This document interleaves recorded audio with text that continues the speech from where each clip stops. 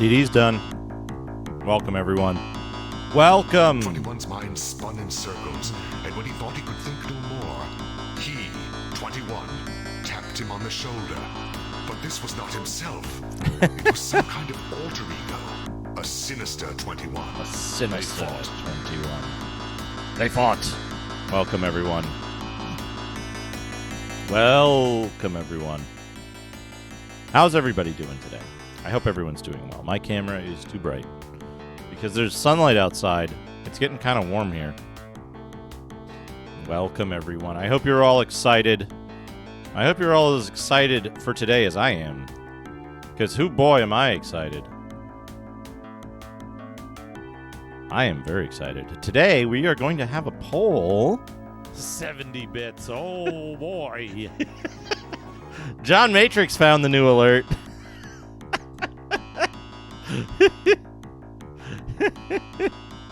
That stays up there way longer than testing it does. Thank you, John Matrix.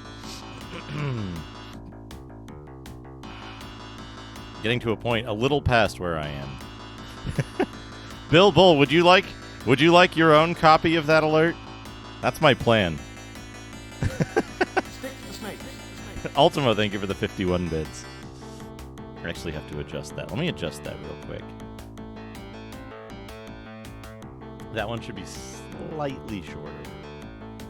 Instead of 14 seconds, let's bring it down to 12. 70 bits. Oh, boy. Thank you, John Matrix, for the 70 bits.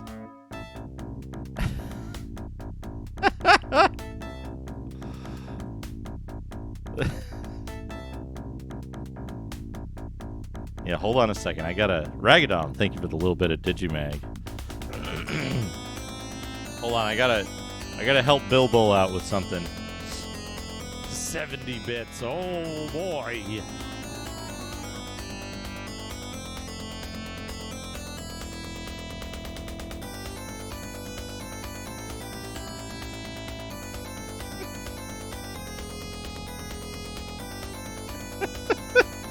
Oh boy! Thank you, John Matrix. So, I gotta thank Radon for noticing that. Mr. Radon noticed that I had that reaction when I was playing Suikoden yesterday. And he was like, "Can I use that as an alert?" I was like, "Only under one condition." And that's if when you get the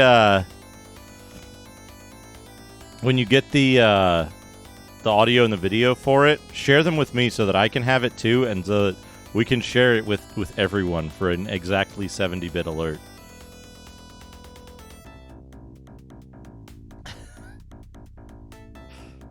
And then thanks to Kix for helping to get the audio and the video for that together.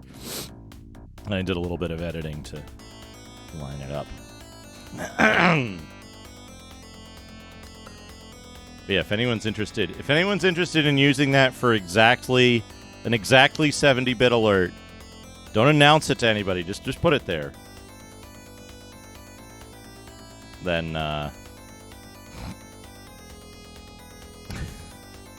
then let me know. I'll be happy to share. What's that, Moose? Late last stream, I had on the background, I said something about a crazy nipple on some armor. 3 of your coworkers. Where's the nipple?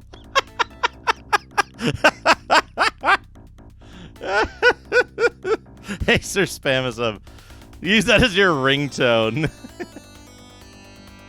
I mean, I guess if you really want to.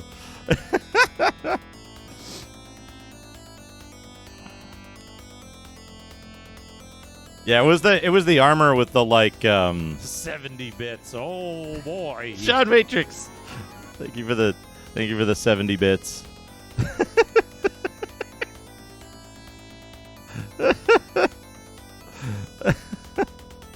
Yeah, there was an armor enemy that we ran into in one of the Imperial areas that just had these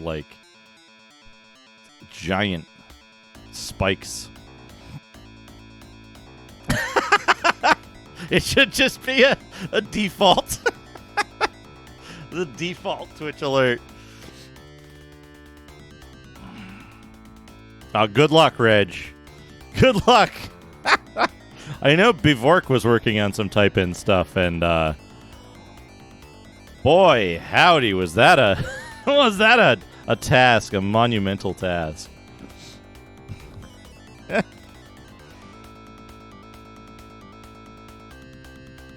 right, we're going over to dungeon playlist. We need this good dungeon music. We're going to do a Digimag. That's a good way to start out. CapnClever recovered. You did a gigantic stream. How long was that stream? Like 14 hours? Friday night to Saturday midday. Yeah, geez. Dude, you're pulling rig lengths. Rig numbers. Yeah, it's not going to be fun, Reg. But don't give up. Stick with it. Stay at it. I think it's most appropriate if we do, for that Digimag, if we do a computer gaming world. Because I think we're doing PC games, and this is a PC games magazine. So yeah, that was a very good stream. Folks, if you don't know CapnClever already, click on his link here and go give him a follow. CapnClever, the DOS boss, seeker of the weird. I love those titles. I love those titles. All right, what are we up to? We're up to 2-4. We need to do 2-5. Top boss, thank you for the 100 bits. My job is to train you for the fight of your life. 100 grots. Time for grotty magazines. Grot grot grot grot grot grot grot grot grot grot grot grot grot grot grot grot grot grot. Very breathy way of saying it. That's the grottiest way of saying it. Yeah, Blake Stone. Grot grot grot grot grot grot grot grot grot grot grot grot grot grot. Magazines. Grot. Oh, who's all here? I haven't greeted everyone yet, like I'd like to do. Grot.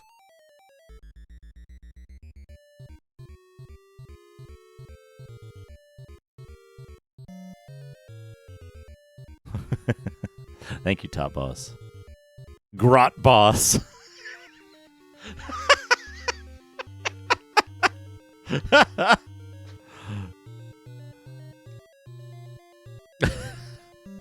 Who's all here anyway? Dana's sneaking in right before I hit start.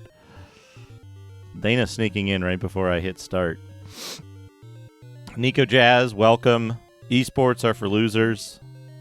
Abel Rassi, Smebble Bear, No Rue, Ultimo, Tefla, Bill Bull, Moose, with a good nipple comment. Staytech Gaming, Space Mister, Ragadom, with the Digimag. I figured that was the case, Dana. Astral Vortex, John Matrix, thank you for the 70s bits. Appreciate it.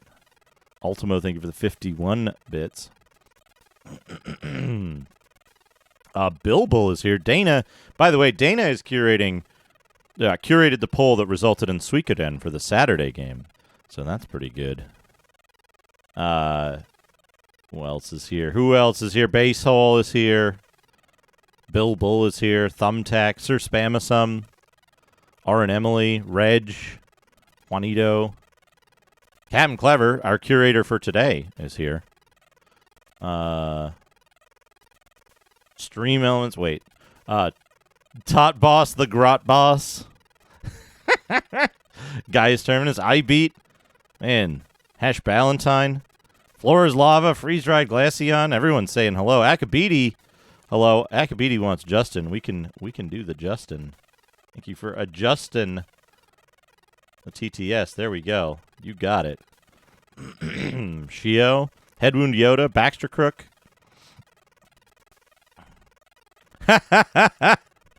You're prepared. Floor is lava with the Duke development. We'll do that after this Digimag. We got some interesting stuff to do on Duke development. When I say interesting, I mean like it's code. 70 bits. Oh, boy. Basil, thank you for the 70 bits. Pizza Farts, welcome back. Yeah, it's actually the opposite of interesting. We got this fucking song again. And he was not dead. Here we go. Here we go. So what do we got here? We got the cover of Computer Gaming World, Volume 2, Number 5, September, October, 1982. $2.75 in 82 money. That's a decent amount. Sir Spamason, thank you for the 100 bits. Oh, nice to hear, Bilbo.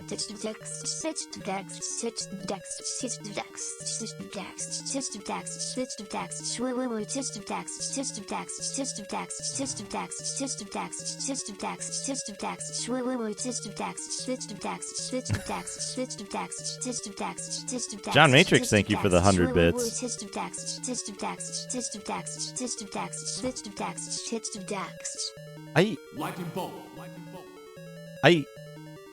Oh boy, oh boy, oh boy, oh boy, oh boy, oh boy, oh boy, oh boy, oh boy, oh boy, oh boy, oh boy, oh boy, oh boy. Where was the third hype train event?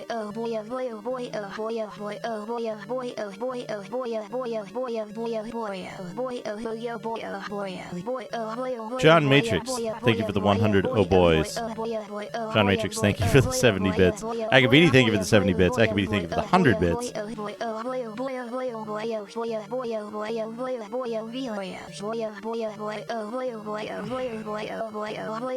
Boyo.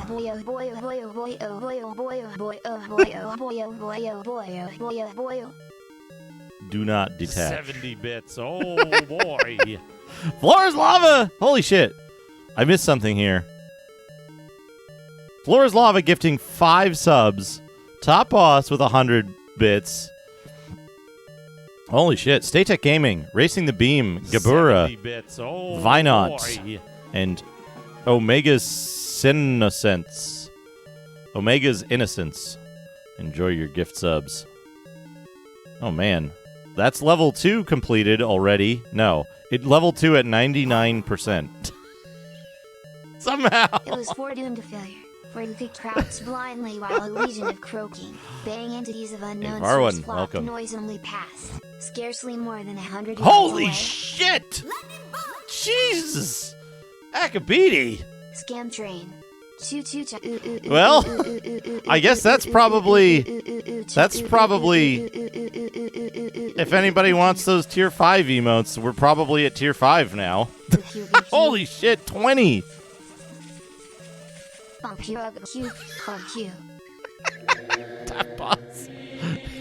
We're gonna be watching sub emotes for a while. All right, who all got them? From Akabidi's 20 gift subs. We're 188% into level 5. Juanito, Aristotle, Infinity Issue, Master Gregor, Hazemaker, Thumbtack, The Wolf Arak, Nuke for Prez, Haribo Autier, A Bridgewater, Soothing Aesthetic, Helios Centaur, Xylon 2K99, Dr. Steve 1790, Brigand 1851, Evalicia, Epistel. What the fuck? Holy shit. Sir Spamasum! I'm not done reading these yet! Holy shit. Sumo Kumo, Dankatron, Nathan Pockets. Twitch chat is freaking out, so I can't even, see. Holy shit. Nico Jazz, thank you for the 70 bits. Reg, thank you for the 100 bits. Sir Spamasum with 20 gift subs. Macaw. I can hear Mr. K with Road, Mithril Fulgor, Fire Mountain, Spin Cut, Rewind Mike, Xenorex, Duwum Slayer, Boomgar, the blue belt. Stop Pit, please. Gunstar Heroes. MCSK 2002. Sexy Hamburg. Sexy Hamburglar. Berserker 83. Aladurion. Can I get the English name? Walking on Mirror. Based Derek. Phobo, The Nothing, and Macaw 45. Enjoy your gift subs. Hesh Ballantyne. Thank you for the 100 bits. 70 bits. Oh, boy.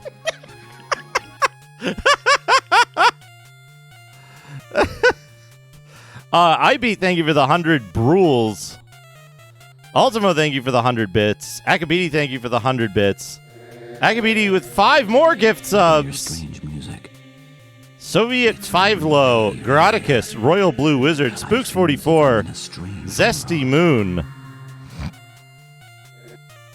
Oh boy!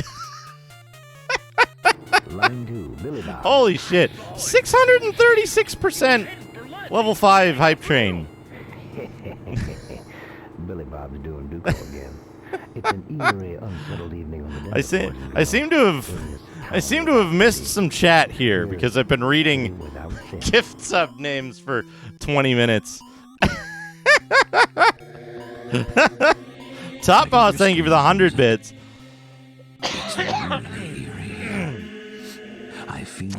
All right.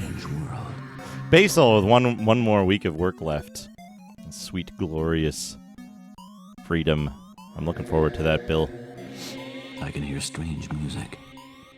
It's really eerie here. Basil is burnt out on TTS. That's fair.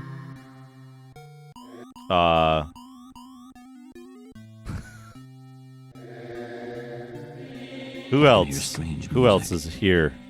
Hello, welcome. I feel as if I'm in a strange Ultimo, thank you for the 70 bits. Twice. One of the locals, Buzz. The space pilot pinata, yeah. Shooting jackrabbits with his Yeah, big we were shotgun airborne. again. For fun.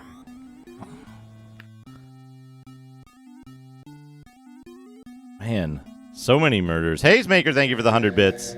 Yeah, free. I can hear strange music. Free emote. It's really eerie here. Holy shit. I feel as if I'm Hype in a train strange complete. world. Level 5. 50 gift subs. 2,470 bits. Holy shit. So he followed the footsteps of a mysterious master to the far east, where he learned the secrets Oh, of the dang. sword, and came back home with the heart of a gunman and the soul of a Yeah, I have all of the emotes, so I just do this. Hoping they'll bring back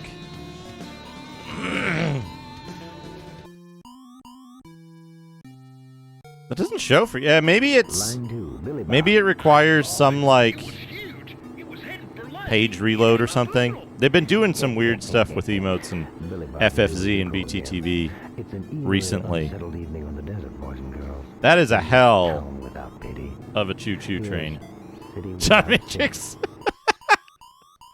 with the diddle. Yeah, 50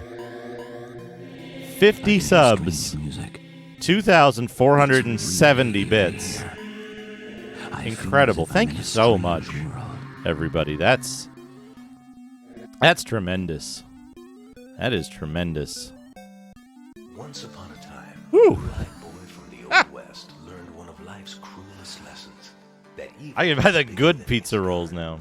So he followed the footsteps of a mysterious All right, thanks everybody. See you tomorrow. He learned the secrets of the sword and came back home with the heart of a gunman. We're gonna be watching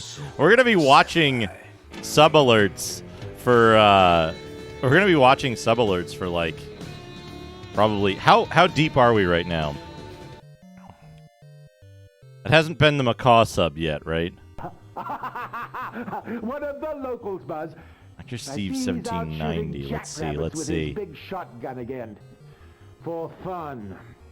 That's part of I can't even scroll up far enough. I can't even scroll up far enough to see all of the gift subs anymore.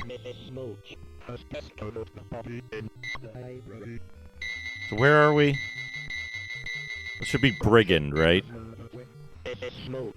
Which is in Akabidi's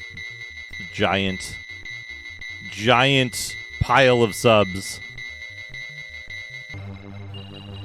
7 minutes ago, we're like 7 minutes behind on alerts. Line 2, Billy Bob. 7 minutes behind. Ultimo, thank you for 22 months with Prime. Billy Bob's doing Duco again. It's an eerie, unsettled evening on the desert. Holy shit. In this town without pity. Here's City Without Sin. Stay tech. Welcome to my manor.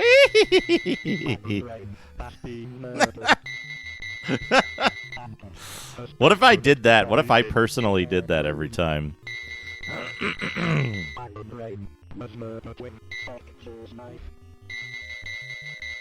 Oh, man.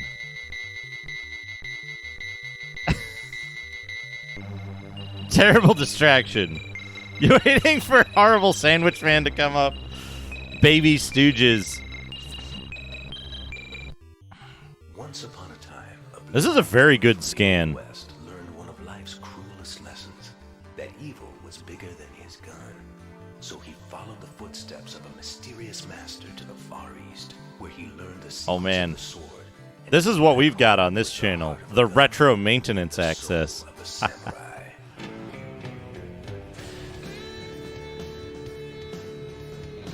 Get a big... Ultimo, I'm a little scared what you mean by use it. Line 2, Billy I don't know the default use action on a plushie. Billy Bob's doing Duco again. It's an eerie, unsettled evening on the desert, boys and girls. What do we got? What do we got? City. Here's City Without Sin. So Earth Defense Force. Defender, Earth Forces. Logger Cannon, main power. That's a step. Danger. I can't read that. Laser something. Aid. You can open that up for aid. Tim loves Napoleon.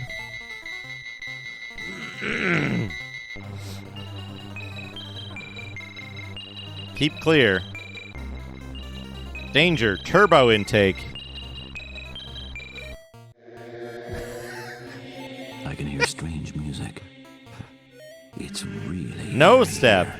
Emergency. I feel as if I'm Pull in a out. strange world. And do not detach. It's also got one of those, like, fold-down, head-mounted displays. I can hear strange music. Doom Guy Pinata. It's really eerie here. I feel as if I'm in a strange world. We're going to be hearing these sub-alerts for quite a while. 70 bits. Dino. Oh, boy. Dino, how's it going?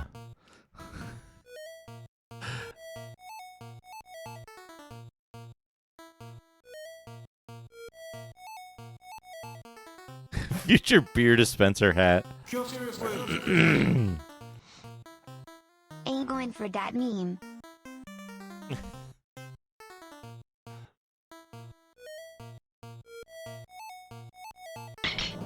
Oh shit, rare alert. Nearly 3 p.m. like a normal human. We're reading a Digimag, and then we're going to do some Duke development. And we're going to have a lot of... 勝負の世界では勝つことが正義だ。その正義を守るためにはフェアプレーでなければならない。それが俺の殺しの美学だ。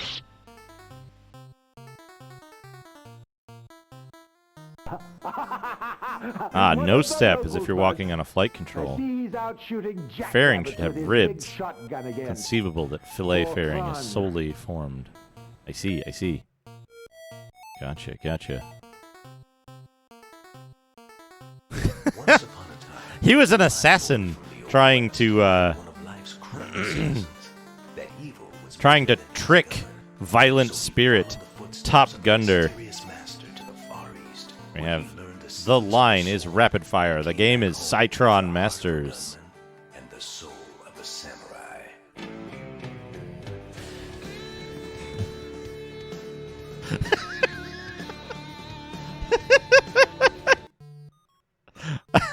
New emote. Potential. Oh boy, it's the rare alert. It's the rare alert.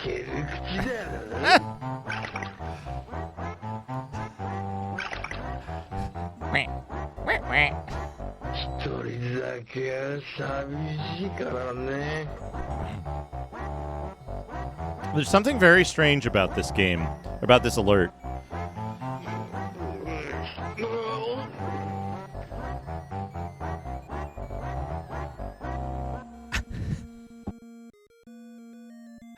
The music in Saturn Return to Zork doesn't sound like that. It's very strange. Galactic Gladiators. She's got a sonic screwdriver. That guy's got a lightsaber. He's got a blaster.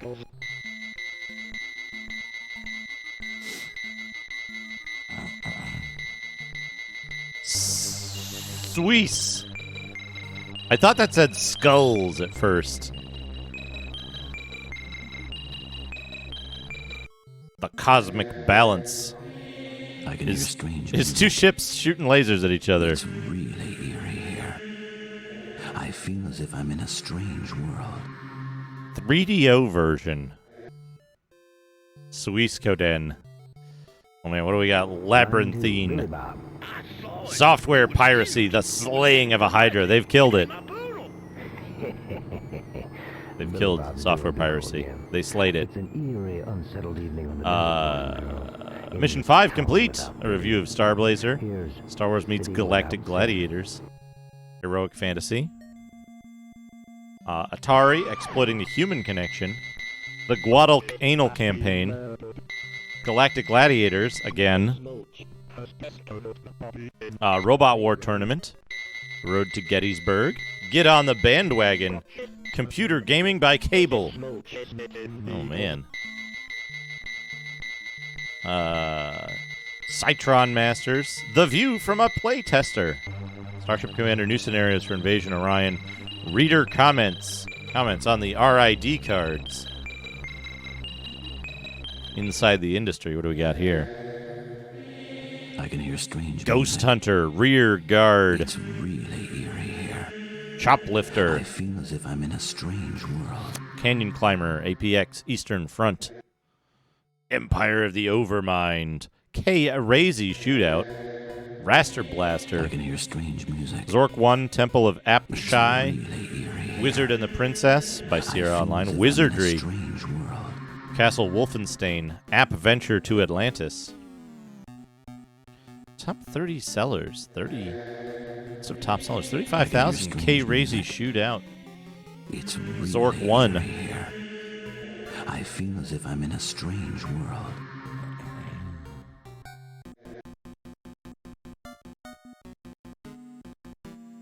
Once upon a time, a blue-eyed How far behind are we now? learned In, life's cruelest in sub notifications? was bigger than his gun. So he 14 minutes or 16 minutes? to the Far East No, we got Reg's. We're 14 minutes behind. with the heart of a gunman and the I wish I could get a. I wish I could get a minutes behind counter on the alerts. I think that would be a good thing. Man. Still just. I'm very. I can hear strange music. It's really eerie here. I'm so thankful for all the I support. feel as if I'm in a strange world. Blows me away. Apshai selling very well. Wizardry also selling well. Remember when this was a game selling well? Jeez.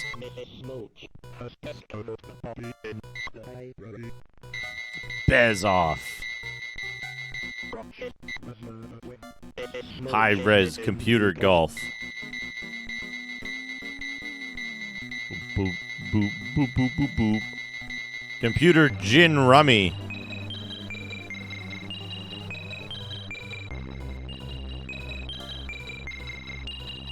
Ick. Picard. Ear range. I can hear strange music. Pig pen. It's really A maze chase game. I feel as if I'm in a strange world.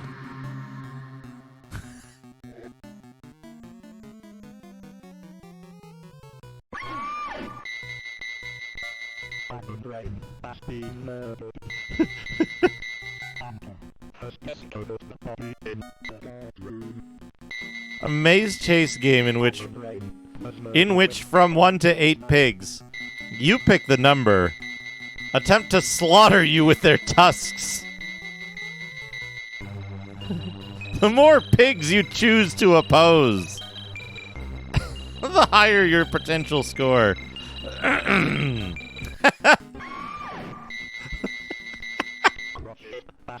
They attempt to slaughter you with their tusks. Soccer. Serpentine. Rainbow graphics. The poor man's graphics tablet. Oh! Oh no!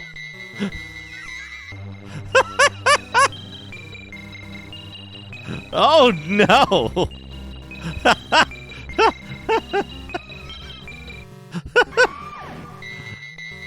The poor man's graphics tablet. Look at that. Look at that fellow.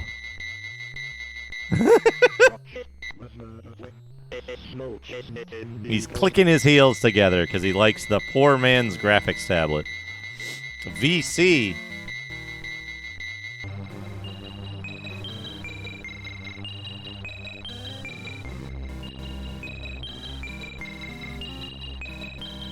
The Visicalc book.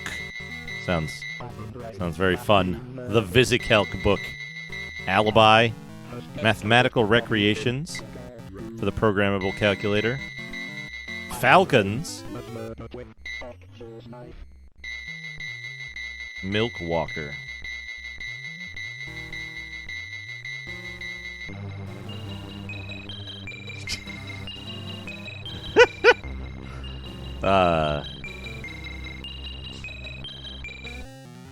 Line 2, Billy Bob. I think we're getting real behind on these alerts. Billy Bob is doing Duco again. It's an eerie. Oh, there we go. Now I know where we are. We're 17 minutes behind. No. We're 18 minutes behind. Continue light. Nothing clever this time. Just one of them T5 emotes. Emotes. I don't like the way Justin says emotes. Like there should be more to the front of it. Emotes.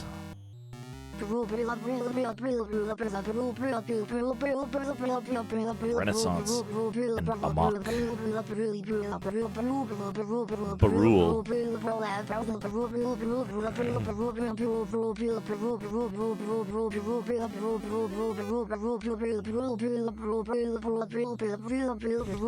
Hey, Sheriff Ram.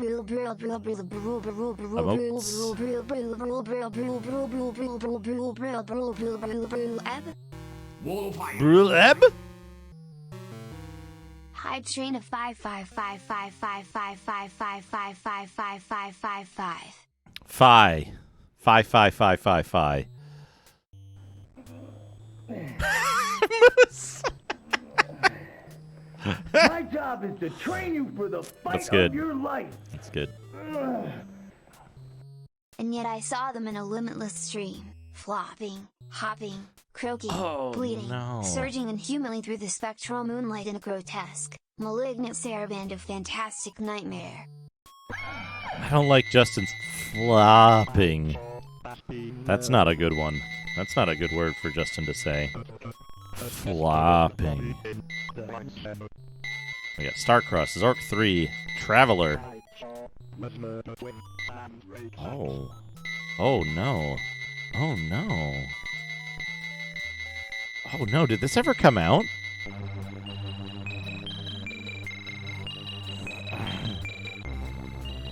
Did Traveler for Apple II ever come out? One of the locals, Buzz. I know there's a later Mega Traveler game, but did this come out? Big shotgun for fun. Cosmic Balance, Citron Masters, Galactic Gladiators, Computer Baseball, Battle of Normandy, Bon, Top Boss. Thank you for the 100 flopping emotes. Battle of Normandy, Tigers in the Snow, Battle of Shiloh, Malta, Gua, Dalk Anal, Campaign, North Atlantic, Mod, Earn, Sea Combat, Southern Command, Germany, 1985. RDF, Norway, 1985. Baltic, 1985. It's really eerie here. I feel as if I'm in a strange world. Describes the games as similar to Southern Command, but better. Avant-garde creations. Oh, we got another rare alert. Love the quacking.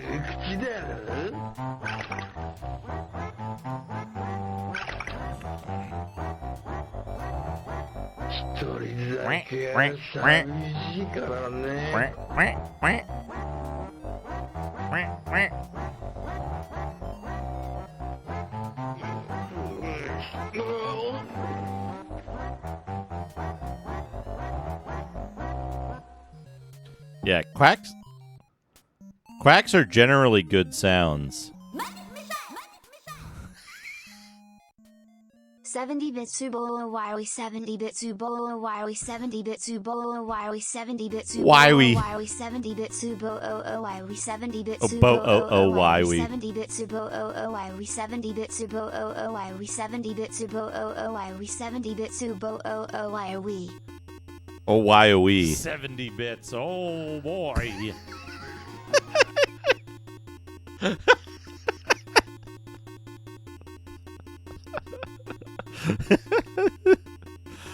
Oh, man. How?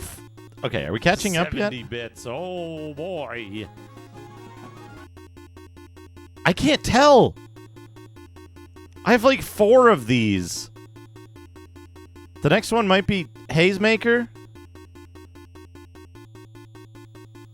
70 no. Bits. Oh, boy. I can't tell how many of these are real. Because I'm getting like double alerts in my activity feed. Thank you, though. Thank you, Ultimo, for I think 3 of those. Just in time for free mode. Pog Bones. Just in time. And then we've got Ultimo's resub, Basil 70 bits, and then we skip ahead 16 minutes. And we skip ahead 16 minutes to Top Boss's Shear.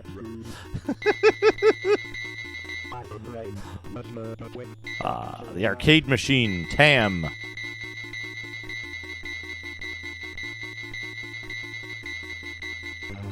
What? Super quality Epson high-res dump? What? My brain is kind of thinking about other stuff. Bits. Oh, boy. I didn't read what was right on the screen here. Super quality Epson high-res dump. Continue light. Oh, no. Flopping emotes, flopping emotes, flopping emotes, flopping emotes, flopping emotes, flopping emotes, flopping emotes, flopping emotes, flopping emotes, flopping emotes, flopping emotes, flopping emotes, flopping emotes, flopping emotes, flopping emotes, flopping emotes, flopping emotes, flopping emotes, flopping emotes, flopping emotes.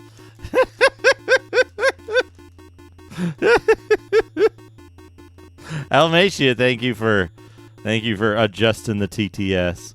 We had a little Brian before. How about Matthew?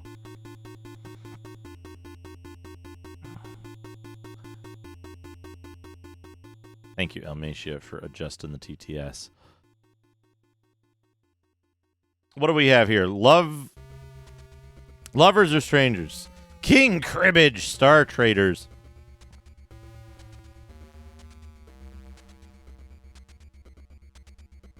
Prisoner 2. Sentient Cyborg. Uh-oh, what have you done, Basil? Oh no. That's a hell of a milk mustache. They moved El Diablero for the Radio Shack color computer in the TDP 100. Oh, man. And then just a picture of a sword. Silicon Cerebrum on vacation. Labyrinthine.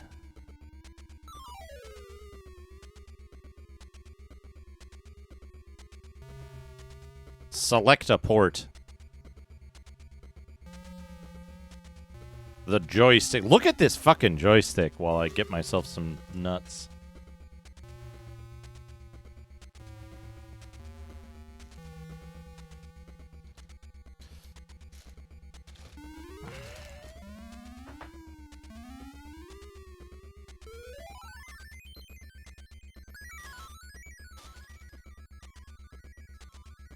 $1982. Don't forget.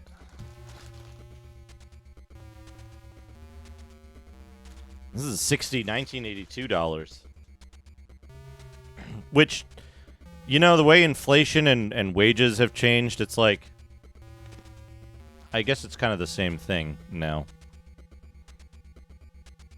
Anyway. Bezos. Jeff Bezos. Oh, good! This thing again. Look at this thing.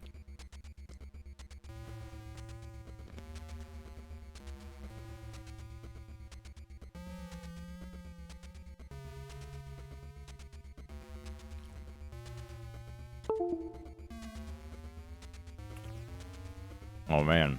Play-by-mail adventuring heroic fantasy. Play-by-mail against this thing. At last, a better way to buy software. For only $4, you can test drive Apple programs in the comfort of your home.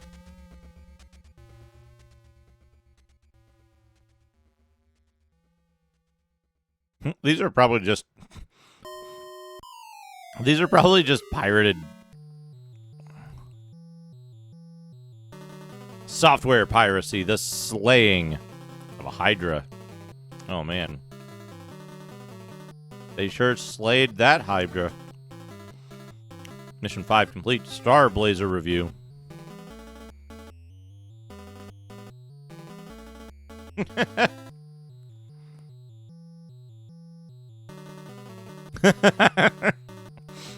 CapnClever with the good strats. Figure 1. Place target square.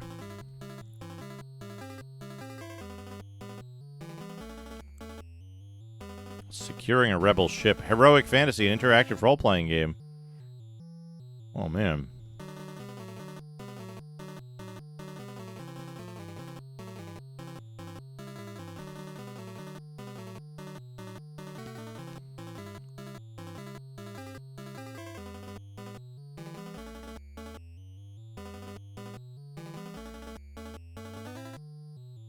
Oh no, not our beloved leader. Death to the meters.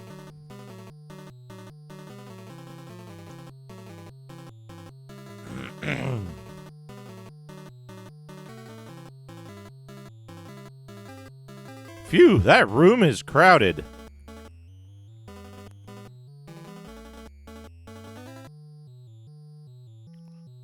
Atari exploiting the human connection.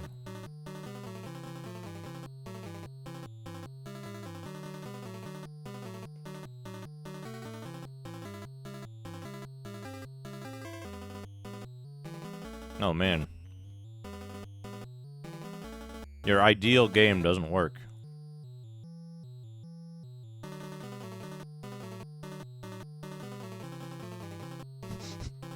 RPG Police Blotter.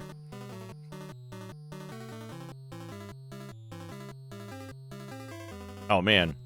Interaction outside of gameplay. Qualitative interaction. Quantitative interaction. Question mark? Early attempts at understanding Fade saw game Kira design. and attacked without pause.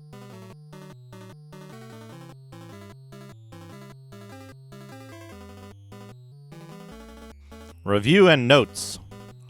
Task force adjustments allow formation, combination, and division of task forces, as well as loading of cargo.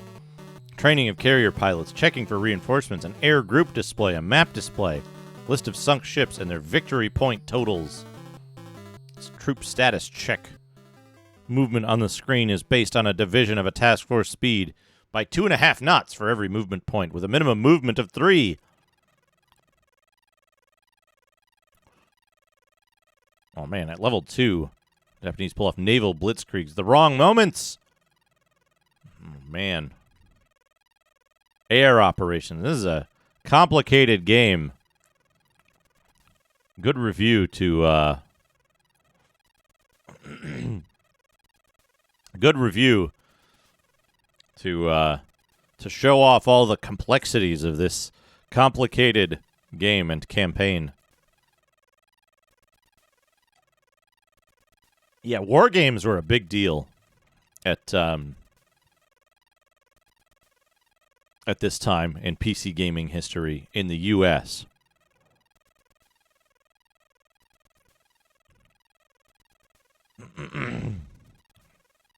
You're trapped in a force field with them. That's true. That's true, CapnClever. I like the strategy war games, the like historical simulation stuff rather than action games. Bolo. The ultimate tank battle challenge. Crisis Mountain. Oh, this looks good. Crisis Mountain looks good.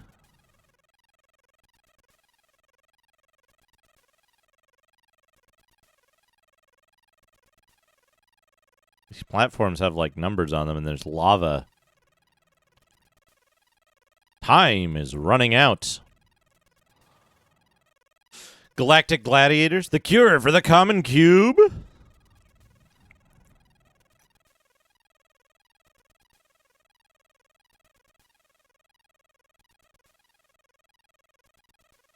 What about the mobile game? Did the mobile game ever come out? Road to Gettysburg. Crazy Maisie.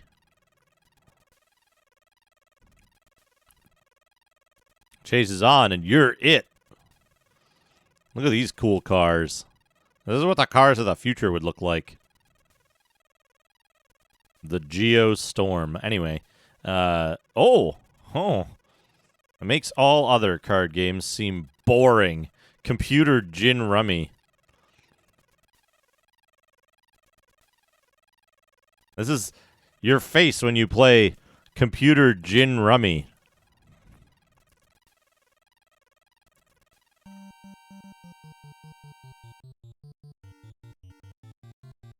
Gin Rummy sounds like a game for alcoholics.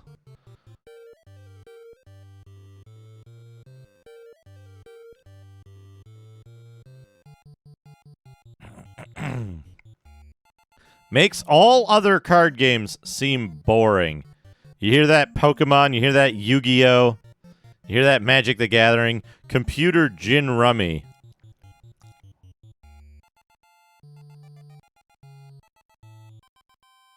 Get on the bandwagon, the Games Network.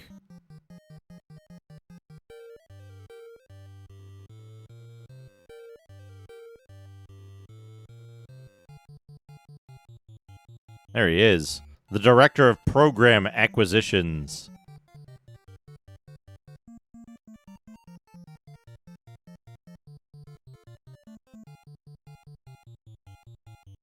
Get on the bandwagon. Oh man, Mars cars. Can you survive the perils of the red planet? Boom. Not a good look for SSI here. Dynamic duo. Citron Masters, The View from a Play Tester by Mark Botner. Written by bots.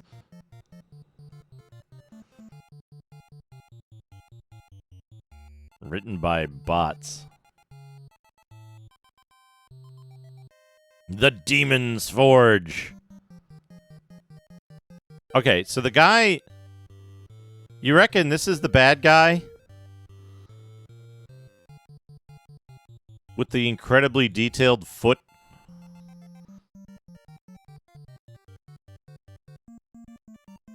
Riding on a snake around the girl here, and then this guy on an owl swooping down from the moon. That's the good guy.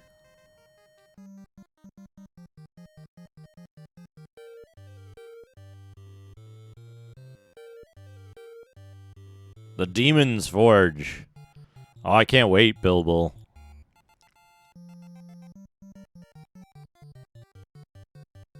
I can't wait. Diversions through Envern Module 1 Parsec TM.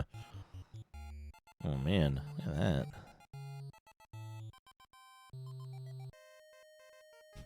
You can use Parsec to play this game remotely. Starship Commander notes and tips. Some recommended team compositions. 1 Lieutenant Commander, 1 Lieutenant, 1 Ensign, 7 crew persons. Or... Oh,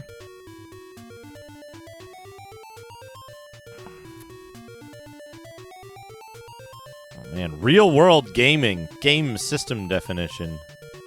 System definition, data collection, model development, programming, playtesting.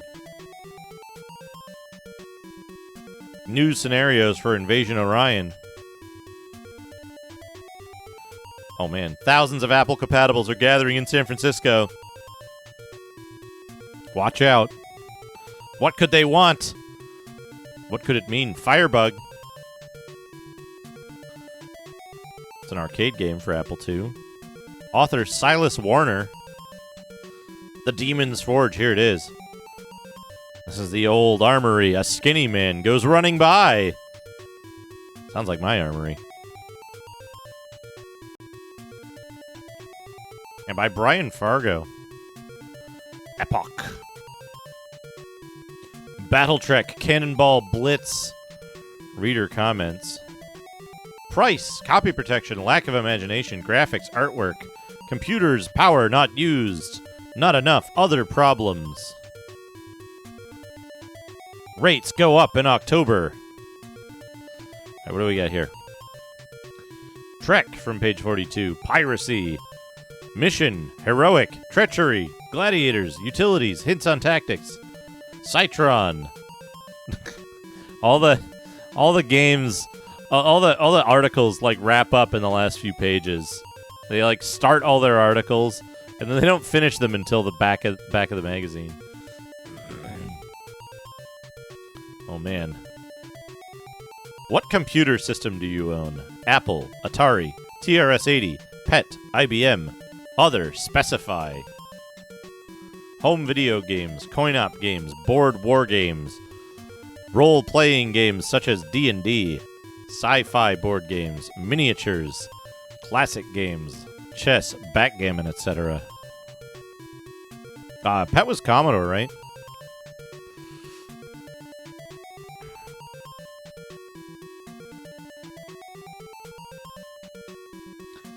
It's interesting, a reader input device. Choplifter, Knight of Diamonds, topping the numbers here. Warp Factor with the highest percent play,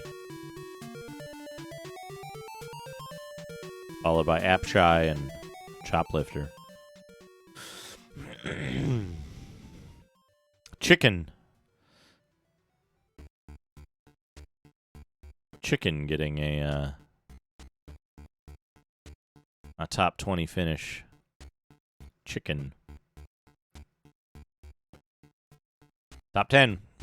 Wizardry, Computer Baseball, Decathlon, Choplifter, Southern Command, Knight of Diamonds, Pursue the Grafspee, Rendezvous, Cartels and Cutthroats and Eastern Front.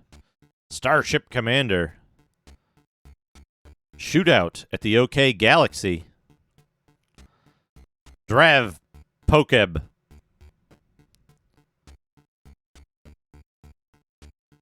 oh man, Rising Stars, Legionnaire. A lot going on in that battle. VC, that's just a photograph. Moon Patrol.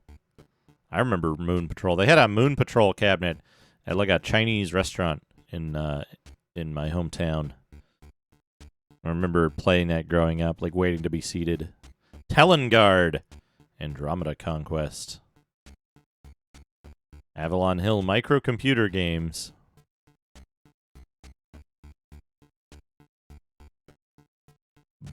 Voyager 7.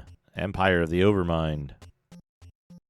Yeah, these Tactics, Knockout, Baseball, Midway Campaign, Foreign Exchange, Drav Poker, North Atlantic Convoy Raider, Conflict, Acquire, B-1 Nuclear Bomber, Nuke War, Guns of Fort Defiance, Tank Arcade, Planet Miners, Lords of Kama Sutra, more Food Racer Bowler, Major League Dnieper Riverline, Bomber Attack, Football Predator, Shootout at the OK Galaxy, Stocks and Bonds.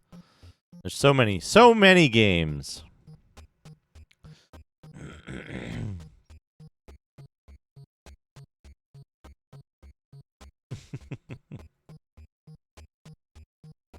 So many games. Thank you, Ragadom, for almost an hour ago redeeming a little bit of Digimag. We got a little distracted with all of the tremendous support from everybody. Thank you so much. Another assassin. He attacked. Another assassin. Yeah, this is Demon's Forge. Looks good. Demon's Forge looks good. Graticus wants Justin back. Thank you, Graticus.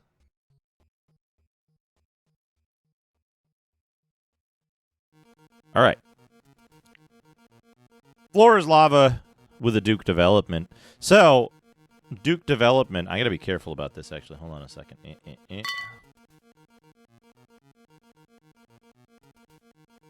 Right, we need to hide that. Close that. This needs to go here. It's fine. Don't want to give away the secrets of the poll ahead of time. So,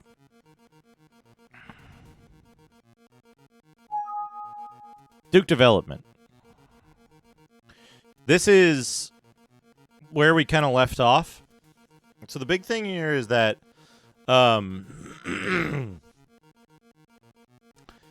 it's not poll time yet. We'll do poll after the Duke development.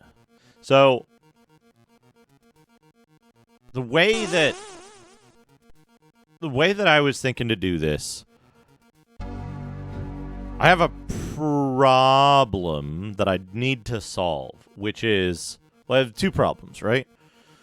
One is that I need to figure out how these data types are going to work with each other and nest properly. The other is how I'm going to... The shade rose and attacked Dagon.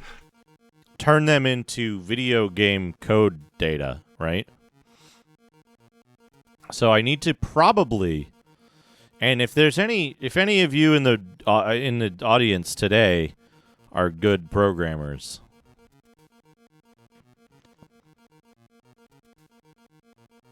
I might look for help with this.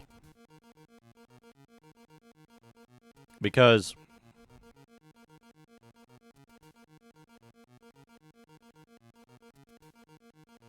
I think the way this works is I should build the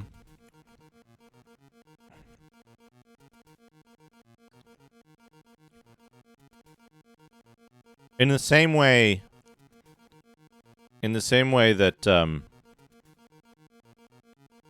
Ditch diggers and builders qualify as engineers, Basehole. I think what I should do is build the in-memory representation first. And then... I'm just messing with you. Basehole. Build the encode representation first, and then build the data structure after. Usually I would do it the other way around, but this has more pieces of functionality over here. So what I think we can do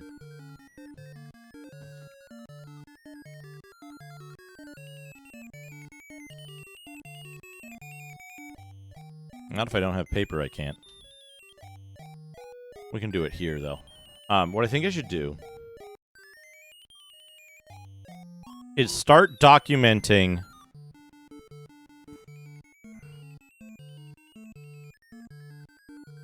Restart Your Heart sounds like a like 80s era love song. So what I think we can do here is instead we can start planning on what can events do. What can map events do? Right? So, things that they can do. We have basic classes.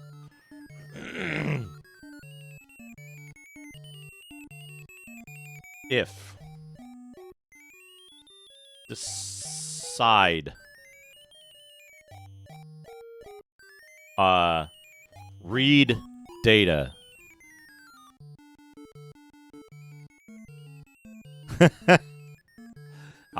And then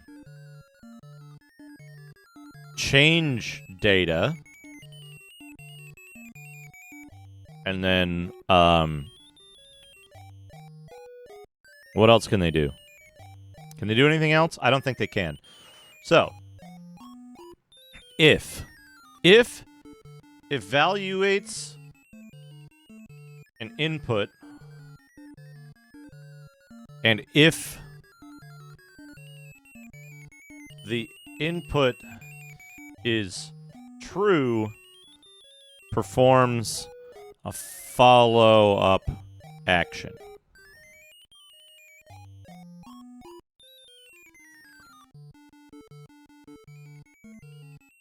Well, that's good. I like the face in the bottom middle.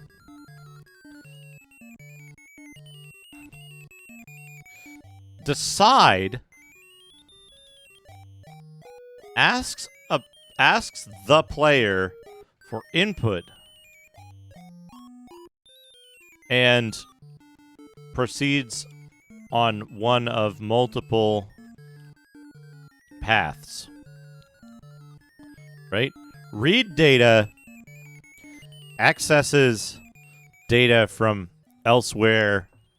It's from elsewhere in the game. Hey, True Tonys, how's it going? Change data modifies data elsewhere in the game, outside of this event, right? So when we read data, there's certain types of data we need to read, right? We need to be able to read player data. Or, no, read character data. Read information from a specific character in the party. We need to read map data. Read information from other parts of this map or other maps. Not yet. Not yet, CarTube. We'll be doing the poll as soon as I'm done with Duke development. We'll run it as a... we'll be running the poll as a Twitch poll in chat when that comes up. It should be soon. Probably about 10 minutes. 10 to 15 minutes time. Flora's lava, I think. redeemed Duke Development quite a while ago, so we'll be doing that. We need to be able to read party data. Read things that aren't on specific characters. E.g., gold and items. The arrow means tab. The arrow means tab. Right? So, and we need to be able to modify these datas as well, right? So we need to be able to modify character data. We need to be able to modify map data. Collision. Texture. Soon, Basehole. That's what setting up AWS was about. I'll have a little more time to look at that this week. Modify map data. Collisions. Texture. Events.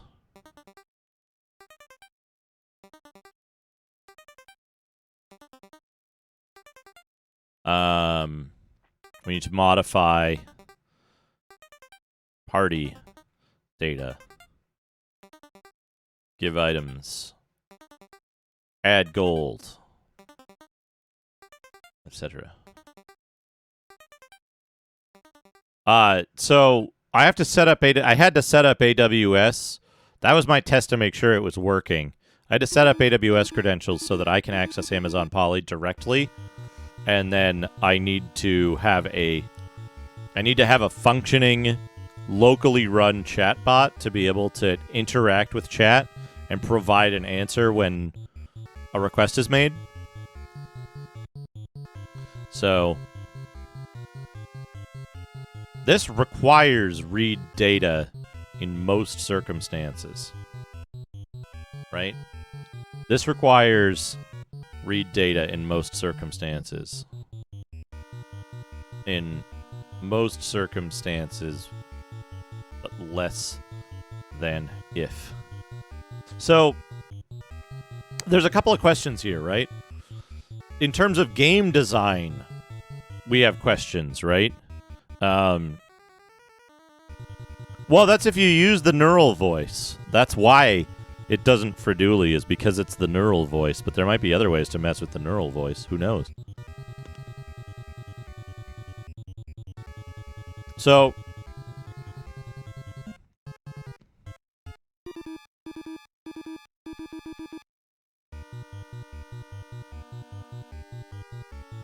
I need to know if certain things are desirable in this, right? For example,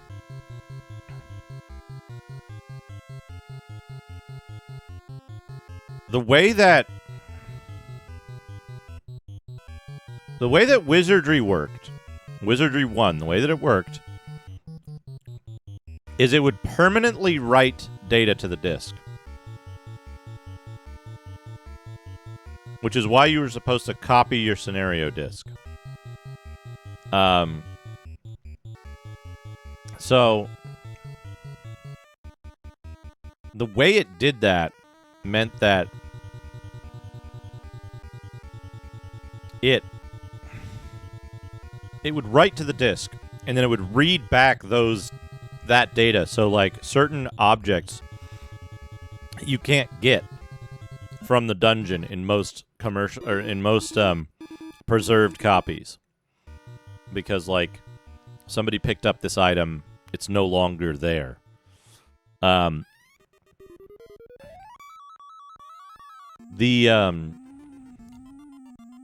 many party members? What character classes? So that's the other part of this that makes it really difficult, is that all of that stuff is configurable on the fly, right? Even the attributes that you have are configurable, right?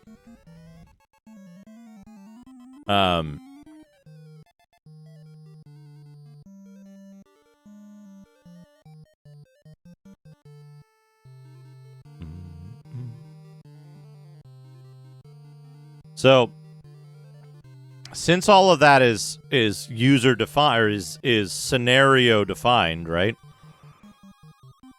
Then I don't know in advance what attributes are going to be available. So I can do certain things, right? Like I can check to see. So, for example, one of the things I know that we need to do is allow selection of arbitrarily named options. Talk. Fight. Fight, right?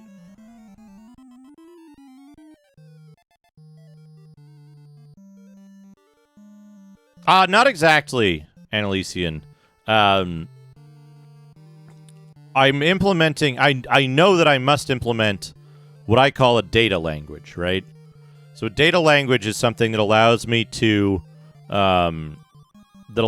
communicate complex concepts in the data and have it be interpreted by the engine itself. But it's not actually programming, because it's not capable of all of that, right? Although the argument could be made that XML and JSON can be used as a programming language if they have the right interpreter, right? Since you can completely recreate Lisp within XML.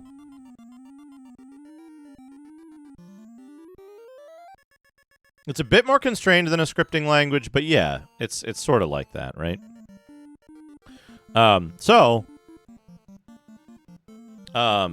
One of the other things that we need to do is we need to be able to trigger state changes. I don't think there would be anything complicated with talking like dialogue trees, but it would be possible to do it. I'm not planning on it. My plan is nothing more complicated than like Pool of Radiance or Curse of the Azure Bonds, right? The early gold box games where you have like, you know, talk or fight, or you could say, "Are you with the army? Yes or no?" Agabidi, thank you for the 100 JSONs. Zoni. Oh no. Oh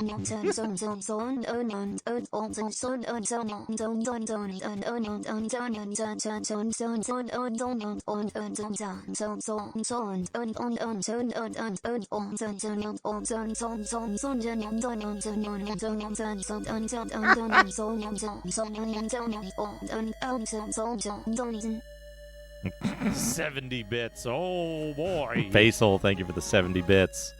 Oh boy. IB, thank you for the 100 zones. Onions. Sonios.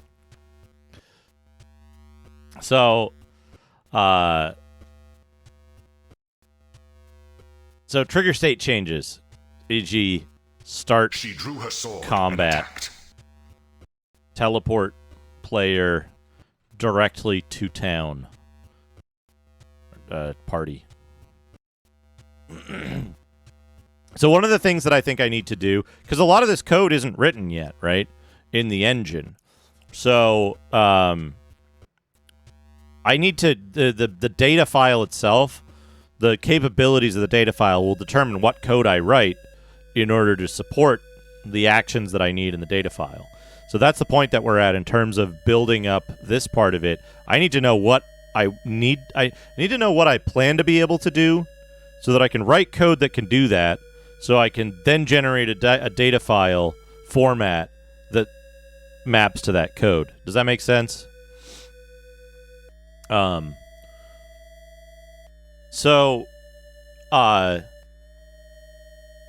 whoever said it, in terms of dialogue trees, it would be possible because you could have a series of decision items. It could have a series of decision items that go to different parts of the dialogue and loop you around if you want to. I think that's possible. I'm not personally planning for it because I think it would be... It moves away from kind of the type of game that I want to make But I want to give that opportunity if that's what if that's what players are looking for. There they are. There they are.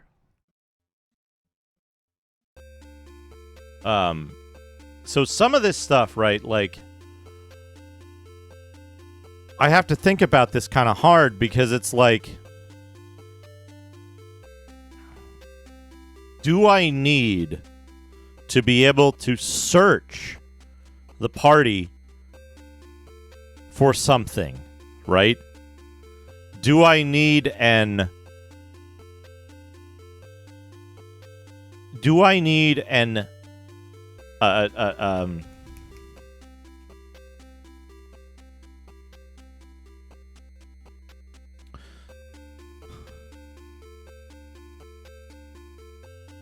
what is the word I'm looking for? Hold on.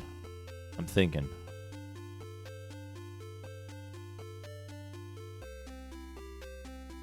Steely Pat, welcome. Do I need to be able to do things like, if any character in the party has an attribute, right? I think the answer is yes, right? Because I need to be able to tell, for example, you're walking down a corridor, right? And one space before a cave-in tile, you can get a warning if there's a dwarf in your party, right? And it'll say if there's a dwarf in the party, if any of the characters is a dwarf, then, right? Then show a dialogue that says, so and so says this tunnel doesn't look stable. I think we should proceed with caution, or something like that, right? I think that's something that we need to be able to do. So we need to be able to say, evaluate if any character has an arbitrary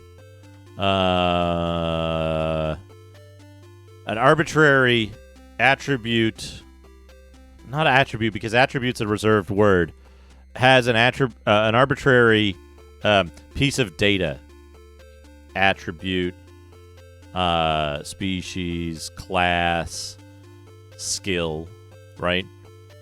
So, yeah, tag, that's a good, well, ability is reserved, right?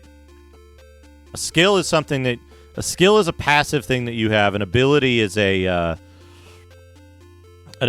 skill is a thing that you have that's passive. An ability is something that you choose to activate. It has an arbitrary penis.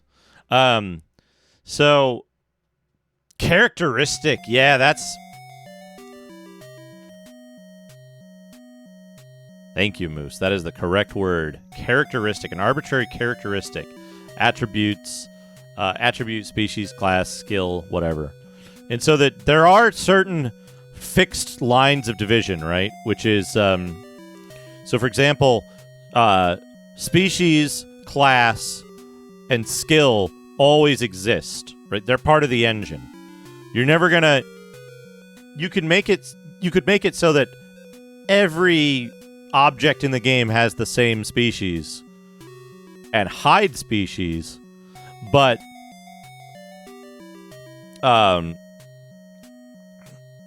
you could never remove it entirely. It's always there, right? And every character in it, both monsters, NPCs, players, all have a species, right? And so the species for monster could be monster, or it could be undead. And then, for example, you have, you can put your things in undead, and then you can have spell works on undead as a thing, right? That's something else we have to look at, is the kind of the data language that spells will use as well. Spells and abilities. Well, spell is just an ability.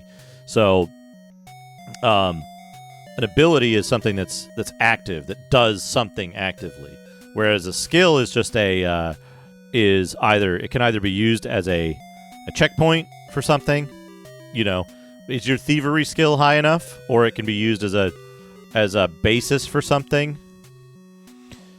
I think so. Yeah, you can have multiple species for a single creature.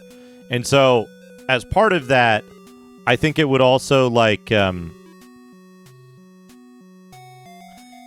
would need to determine how that would work exactly, but I think that would also make it possible to have, for example,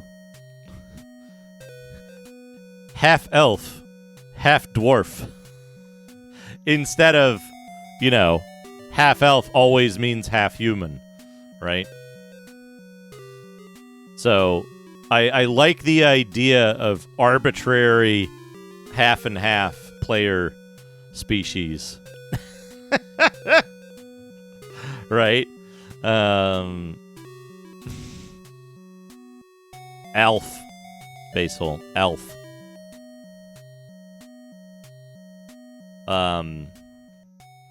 But yeah, that's something that I need to think about, right? Half fairy, half fairy, half draken ninja. Then you have to roll 100 bonus points. Half elf. You only receive 50% of the health benefits for eating a cat. Half halfling, a quarterling.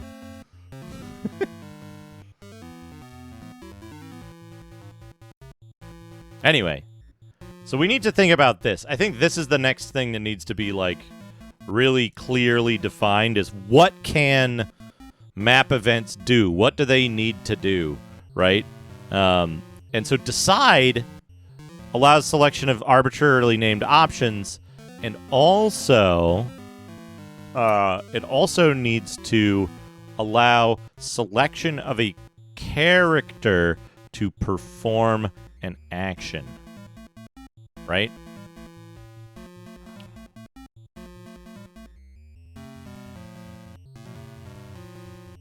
Elfling. Oh no. Oh no, elflings. Baby elf. Basil, baby elf. So, but there's more, right? We do have to add more to this list before we start writing down all the stuff that's going to happen. One of the things that note, this would be temporary under current design. So if you change something on the map, it does so temporarily until you return to that map.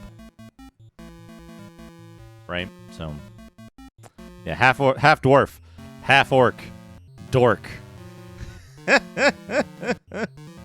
Okay. Floor is Lava, thank you for the Duke development. I think we're going to wrap it up there. We know that we need to further define this stuff. So this is going to be the next thing that we do. Not here. Do I have... Oh, I have this... Oh, that's the wrong one. Repos. Maze Allegro. Here we go. And we're going to call this Map Events Design Document. Here we go. So I'm going to take a quick break, and then we're going to do the vote. I'm going to take a quick break, use the restroom. We'll do the vote. I'll play a round of Trojan as I do. And then we'll have that, we'll have the vote curated by CapnClever. That'll be very fun. And keep that in mind when you're thinking about what the items on the poll might be. Keep in mind that it's CapnClever curating those options.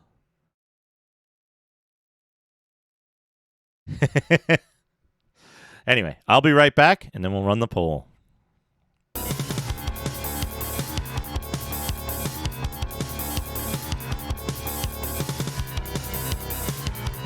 Nature's Guardian versus Nature's Destroyer. Thank you. Well, let me show you the way to the Ark. Cthulhu, the sleeping god. Keelan drew her sword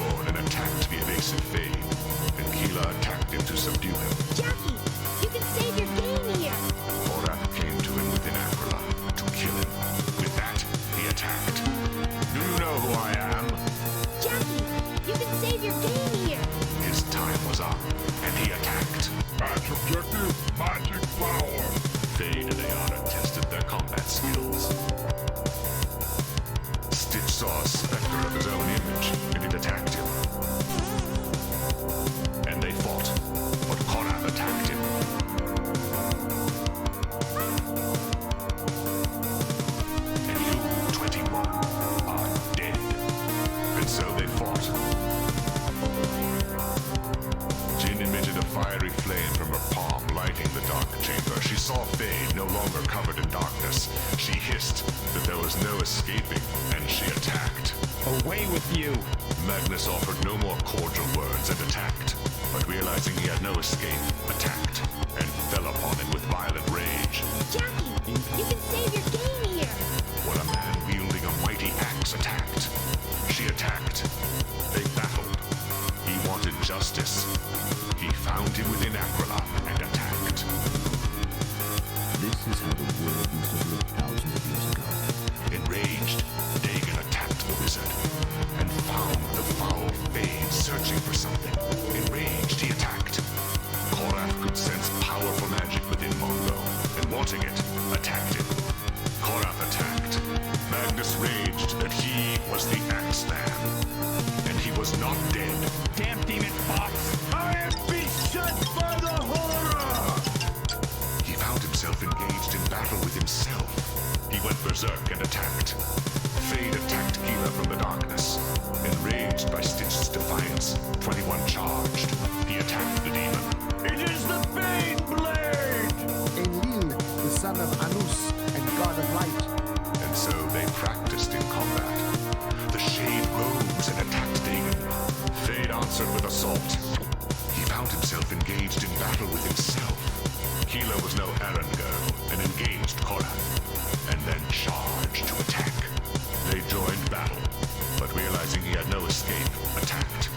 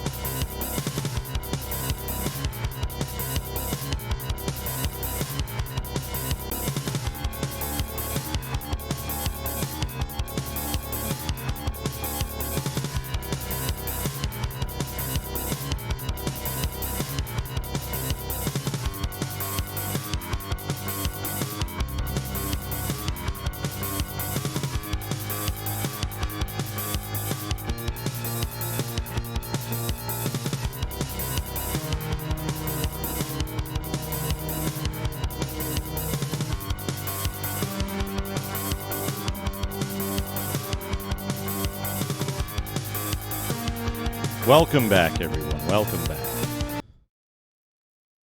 We don't need this has up become here. a terrible world to live in, but business is business. Reg doesn't want Justin. Thank you for adjusting the TTS, Reg. All right. What do we need to do here? We need to bring this up. We need to hide that. There we go. Welcome back, everyone. It's time for me to set up the poll from my notes here. Oh, hold on.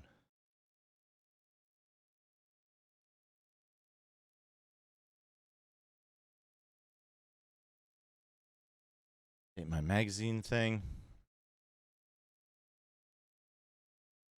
Is it that? I need music. All right, we need to do the poll thing here.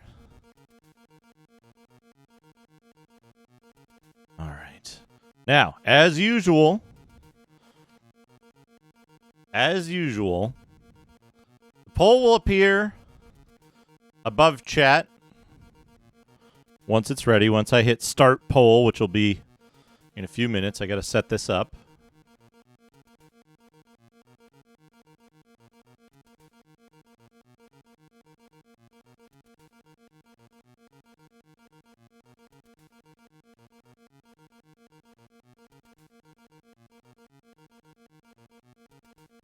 Really? Okay, we gotta... Poll options. Poll options, okay. And we are allowing additional votes at 500 bits per vote.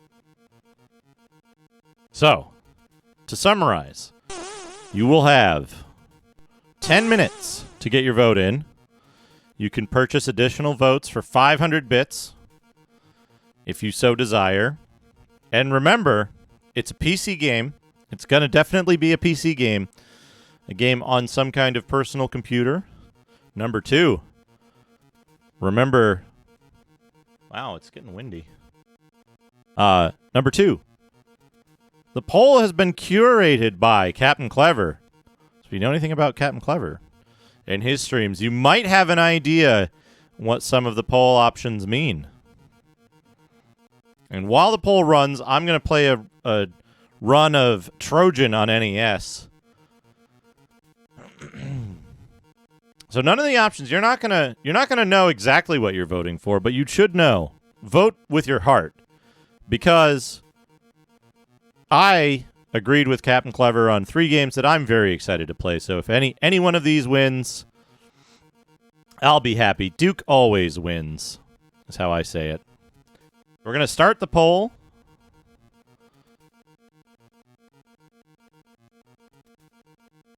We're gonna start the poll. And you're going to get to pick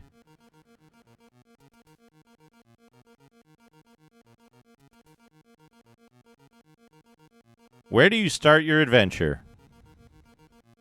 Where do you start your adventure? Take to the skies, run to the border village, or visit the tavern.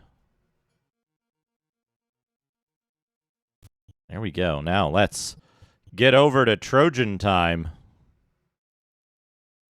NES. We got to change the game name here. The game name is Vote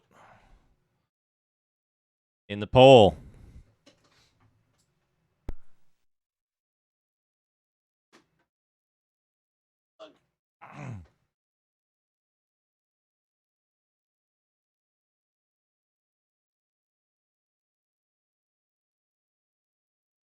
Vote in the poll. It should appear at the top of chat. And remember, you can rig it for 500 bits per extra vote.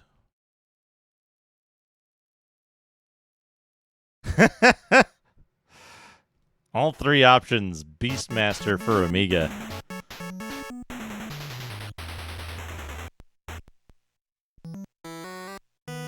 So it wouldn't be Skies of Arcadia. I will comment that it is definitely going to be it is definitely going to be a PC game. So it's a game that's available on one of the PCs that I own. So it could be Apple, it could be Apple, it could be Atari ST, it could be Amiga,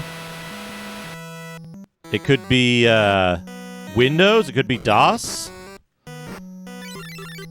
Do I own any other PCs? What am I forgetting? Commodore 64.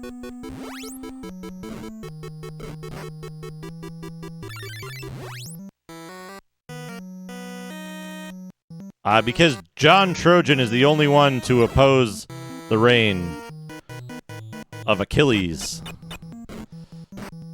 Also, technically, we're not John Trojan in this. I don't think. I don't have an MSX2. Although I suppose I could play MSX2 games on the Mister.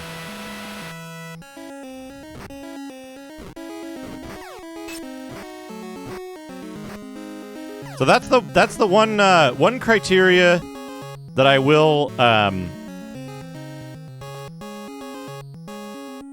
that I will point out, in terms of any other guesses of what game it might be, which option might be which game, you'll get no hints from me.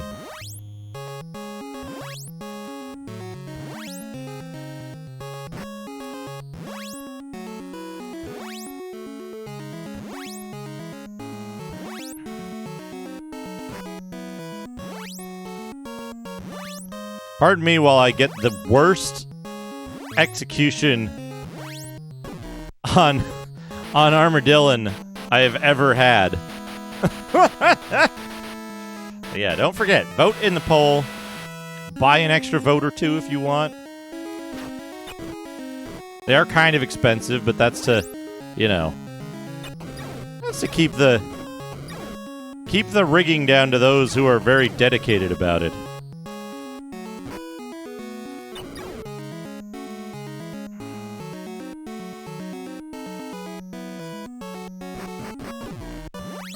So, here's the thing.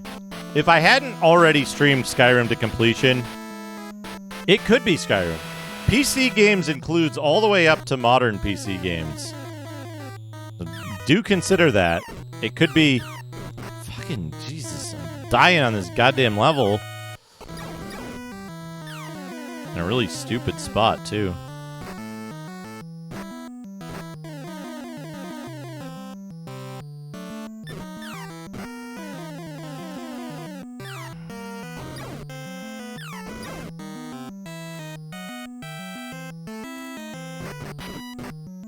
One point!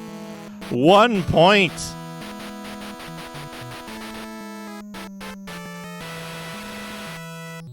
I am totally gonna die.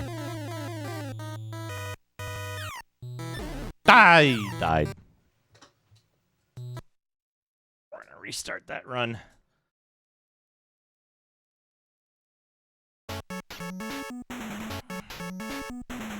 Dagger to the dick.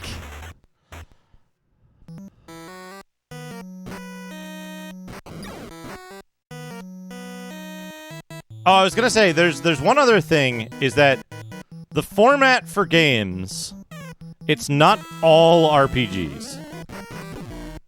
It's as long as it's a game that requires a relatively significant amount of time to finish, right? So it could be any game that I anticipate will take either a full mega stream of like 8 to 10 hours, or a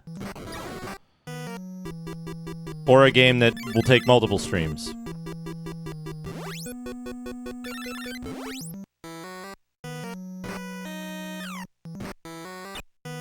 Now remember, it's for the games that you think might be selected.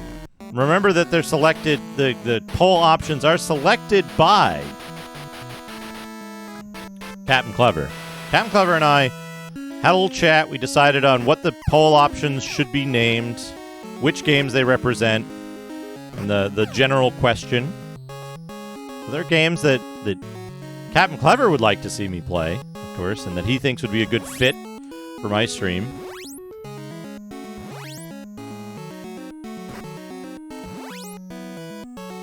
$70 bits, oh boy. Basehole, thank you for the 70 bits.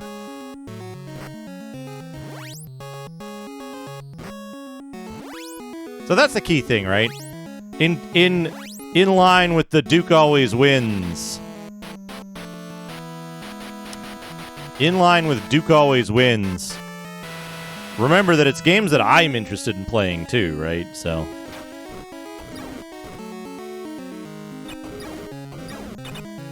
Oh, that was a good... Oop, that wasn't good.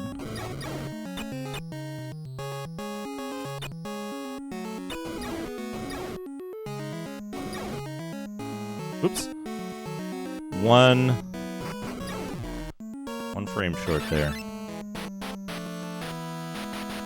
Bozo's night out. Just Bozo's night out. Played to completion.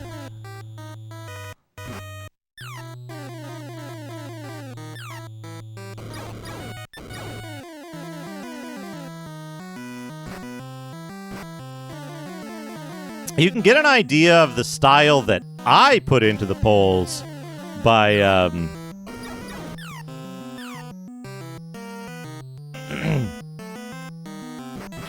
yes, C64 is fair game. You can get us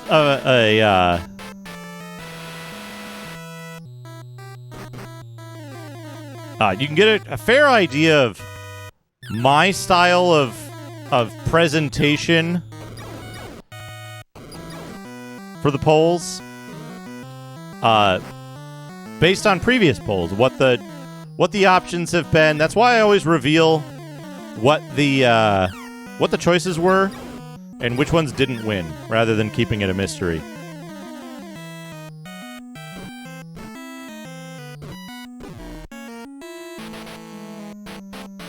Korath attacked. All dog tilde 1.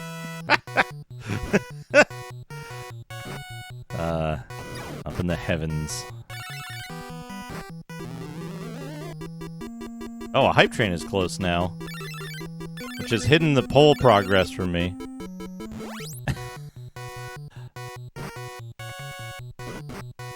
Is it possible to view if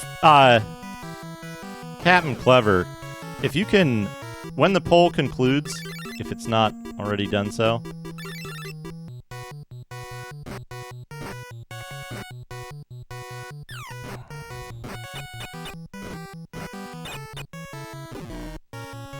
You all.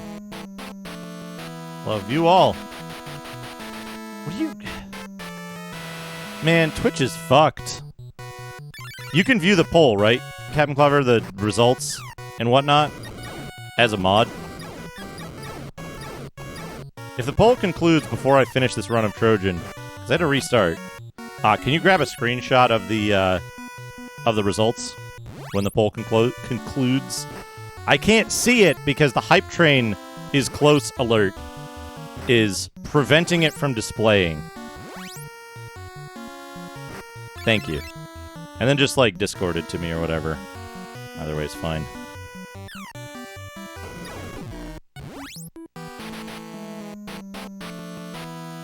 I just... That's when I click view all...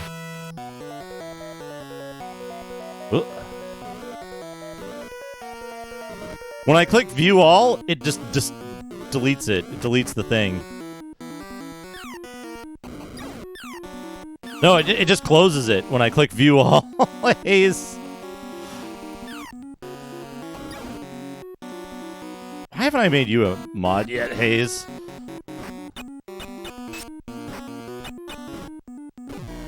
Okay.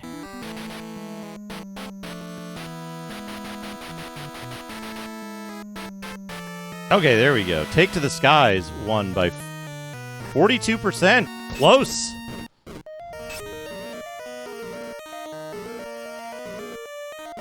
Alright, I need to do something real quick.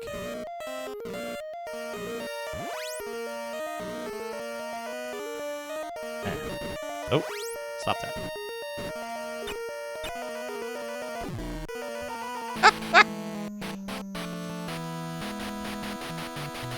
Yeah, I got it. I'm gonna have to take a death here. I got it. Thank you, Haze. I didn't see that thing that popped up. The second view all thing, because it's in a really stupid place.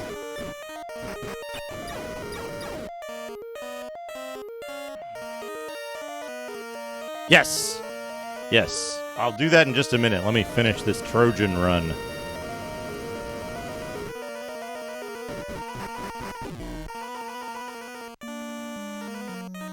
So we got Take to the Skies at 42% with 30 votes. We have Visit the Tavern. Oh, that's why it kept saying Hype Train. Because of people rigging the poll counts towards the Hype Train. Visit the Tavern with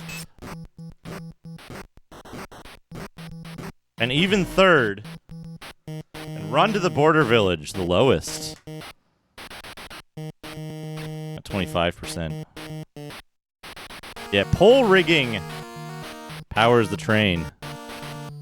There we go, we've done it. We've won the Trojan. I don't think so, Rad Raccoon. This game is great.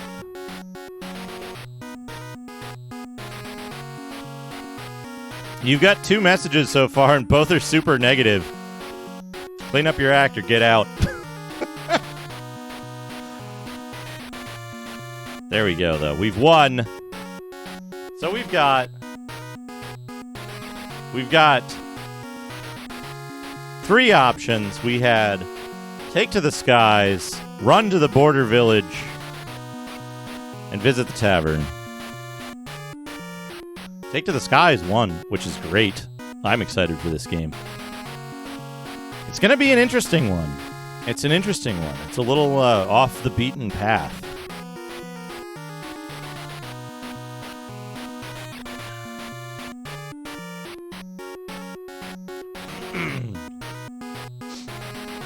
Let's have a look at what you could have won. Al Anonymous, how's it going? Let's go to Doodad time. Yeah, Trojan is just some jobber mid-boss. He's also in the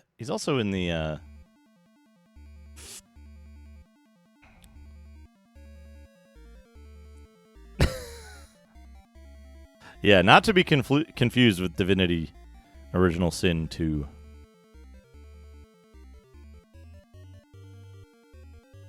I don't have a flight stick for the IBM PC. So,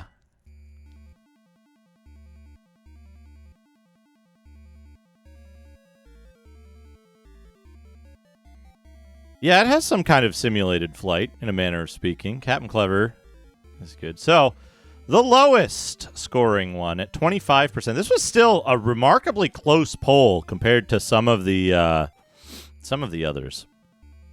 So at 25%, 18 votes, I've Run to the Border Village. Now, that was actually... CapnClever and I were having a chat about it, and we're like, CapnClever is well known for his Keen games, right? And and we're like, we got to put some Keen reference in there, right? And I was like, well, if I was gonna play a Keen game, I'd play was it 4 or 5 or something, the Goodbye Galaxy. And I was like, the first level in that, I always remember, it's Run to the Border Village. Keen makes a run for the Border Village or something like that. And so I was like, we got to put some reference in there to mislead people into thinking it's Keen. But the game that was Diablo, which starts in a village. Diablo starts in a village. Diablo. But it wasn't Diablo. Diablo didn't win. It was merely an option. And then the second, Visit the Tavern. This one's an odd one because we had a little trouble figuring out, like, how do we put this in there, right? And I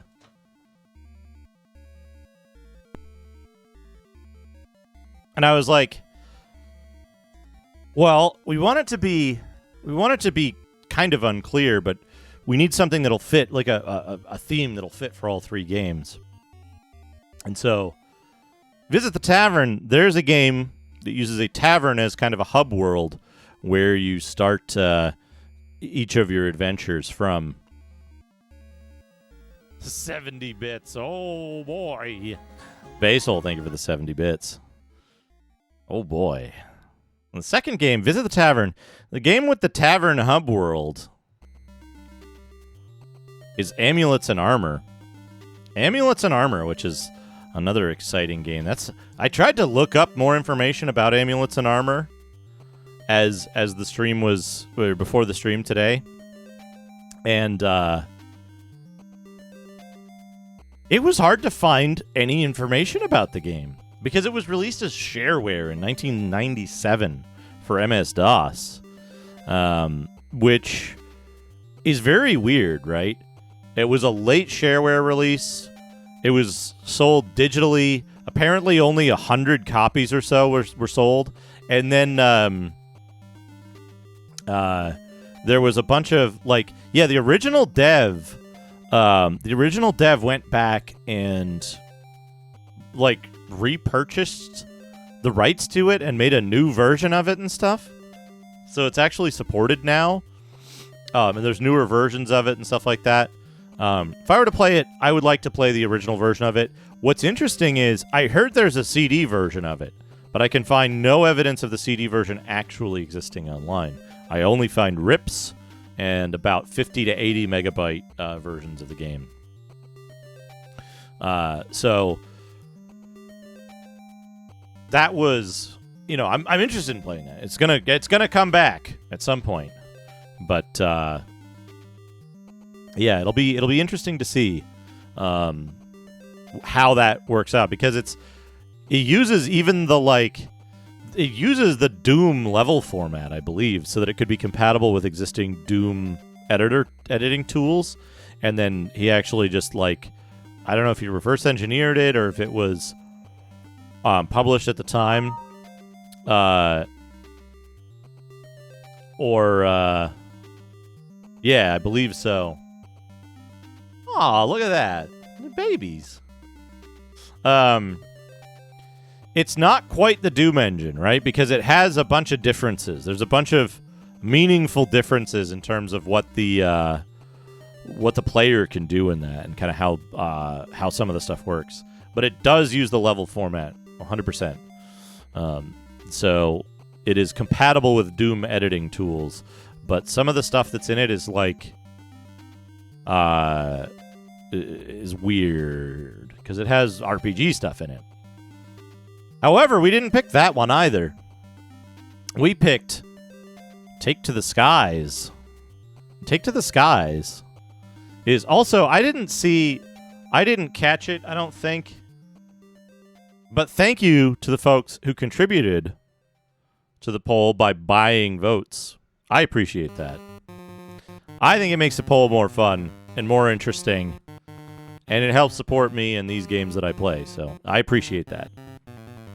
I didn't catch that. I don't think you can go back and look at past polls, right? Like, you can't look at the results of a poll once the alert is gone, right?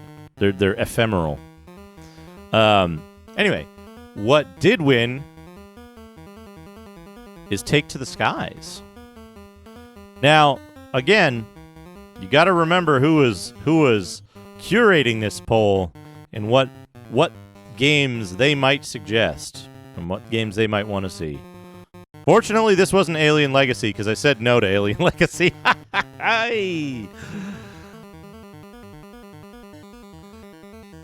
So, but it's something, in my opinion, it's something better. Yeah, it could be, there's so many possibilities. So, not Alien Logic. I already played and completed Alien Logic, but with mega cheating. XCOM Interceptor, there's X-Wing, there's secret weapons of the Luftwaffe. There's all kinds of things. Magic Carpet you take to the skies. But it's none of those. It's none of those. Hold on, let me get some cover art and we can see what it actually is. B-17 Bomber. Mundane Carpet. Let me get the cover art here.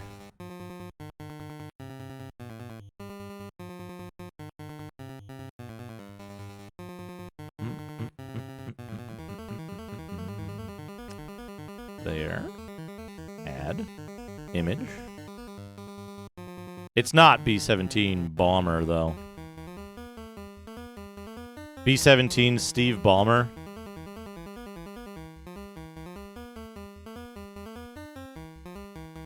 I guess it could have technically been Aerobiz, but CapnClever isn't necessarily known for Aerobiz. Conquest of the Skies, Stratosphere.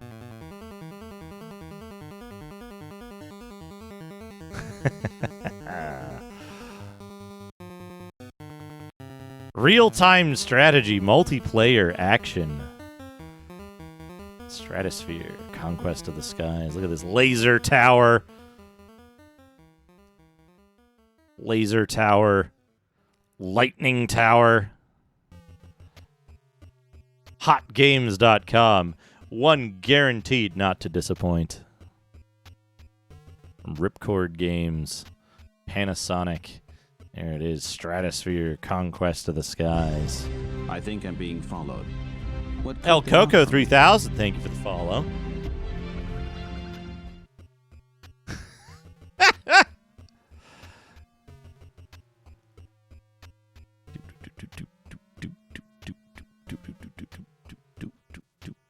What's that? What's that? Haven't been able to get it running on modern systems. The good news is I've got non-modern systems. Let's take a look at the back cover. Let's take a look at the back cover. You know what's interesting about this game? And I didn't think about this until just now.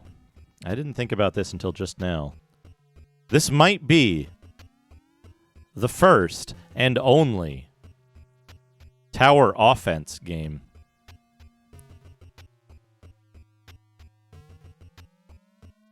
What do we have to say about it? When war is fought between a rock and a hard place. Between cannon volleys, you look around the deck of your floatstone vessel. You remember stories of ancient battleships that waged war in the waters of planet Earth in the 20th century. Only now, the mighty rock fortresses float 6,000 feet set to kill her again. off the surface of this remote planet, magnetically repelled by the planet's core. A blinding flash of light and heat snaps you back to reality. Your opponent's long-range doom cannons have crippled your starboard dragstone launcher and are pounding your defenses. Think! Please don't think. I'll refund it if you do. You've got to figure out a plan to take out this juggernaut before it does the same to you. You start the repairs. You quickly commence building mode and replace your arc projectors approach for some time. We're ready for battle. With creep mine racks and additional thrusters. Improved speed helps you evade some of the blasts while you drop creep mines in a circle around your enemy. He can't avoid them all, and slowly your foe's defenses are eaten away. You're still taking heavy damage, but your well-armored energy plant and added thrust jets spare you from the brunt of the attack. When your enemy's last cannon erupts in flames, you move in for the kill. You accelerate and ram your defenseless opponent. The collision topples your opponent's... topples your foe's exposed command tower. A fatal blow. Seconds later, an explosion showers your vessel with barbecued floatstone. All remaining resources are quickly dedicated to replacing lost battlements and repairing the extensive damage. Settling the nerves of your crew is another matter.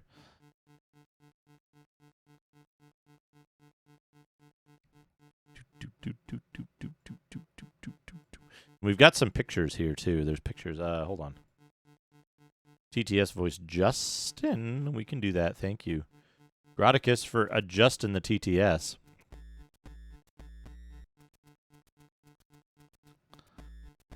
This game is from 1998, I believe. 1998.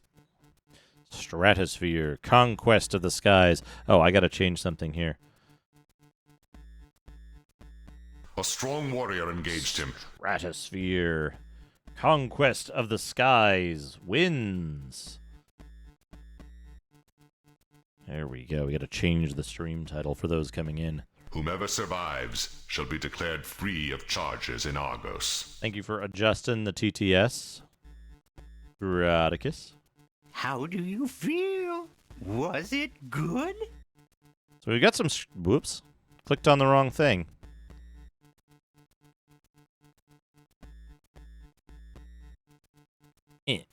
We got some screenshots of what the game looks like. Here they are. You got these castles, these flying castles with hex grids on them, where you place towers and cannons and various other types of power-up objects.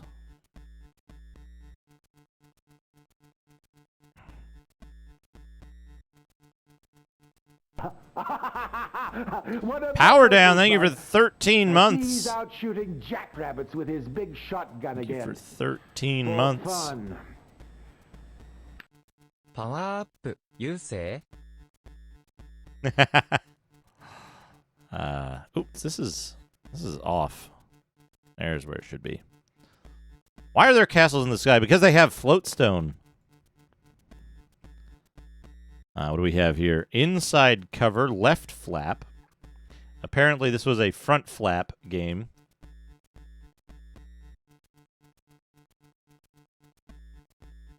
We can look at the inside cover. Back flap.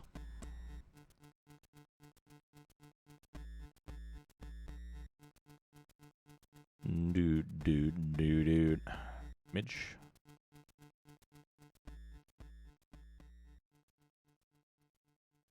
That should be the left. Should be able to add another image.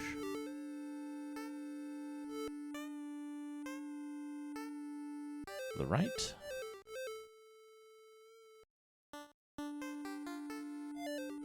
We should be able to put that there. Put this here. There we go. 3D rendered castle cities. Crack and crumble with each blow. Customize your flying fortress and send it into battle against the computer or up to 3 competitors via internet, network, or modem. Choose from 60 units to enhance fortress firepower, energy, speed, and defenses. Acquire new technology and earn promotions to pilot larger ships. Career mode. 24 missions across 9 environments. Rise in rank to command the largest warship ever to grace the skies of New Earth.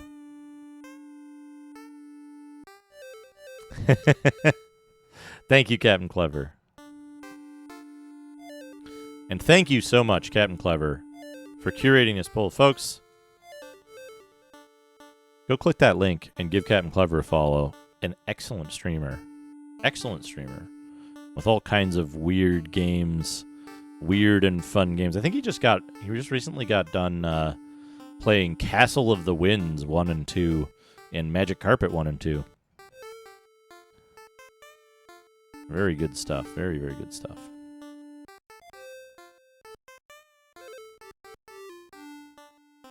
Got these animations and stuff here. We have this, the other side of the inside cover. At 6,000 feet, defeat is a very long drop. 12 single-player missions. Use forts provided, or customize the mission with your own designs. Real-time strategy delivers constant action and mayhem. 8 multiplayer missions. For up to 4 players, missions include Deathmatch, Escort, and Ground Strike. Hello, Raccoon. The vote has already been concluded. Stratosphere, Conquest of the Skies, has won. Basil, thank you for the 71 bits.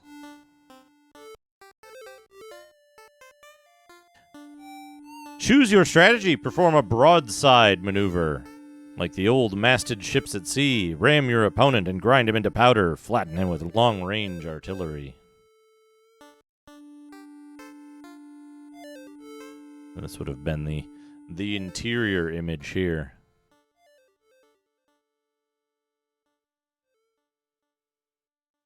Blasting. Ram.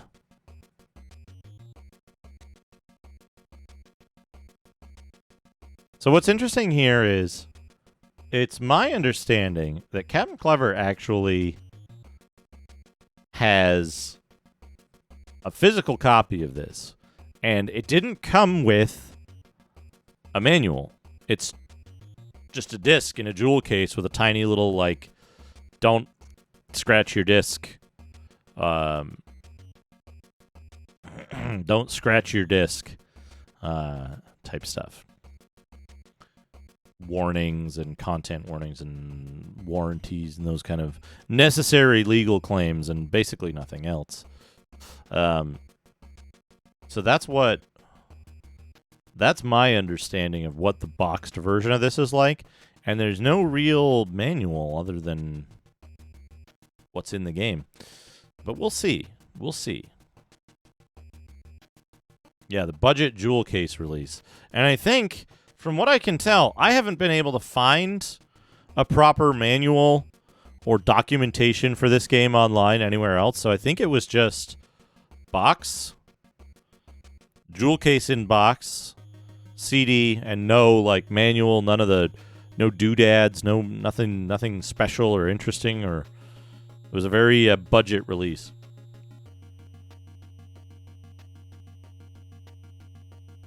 Even from the very start. Sad flounder there. But I had to install the game last night? Earlier today? I don't know. I installed the game sometime in the last 24 hours in order to check that it did indeed function on my PC.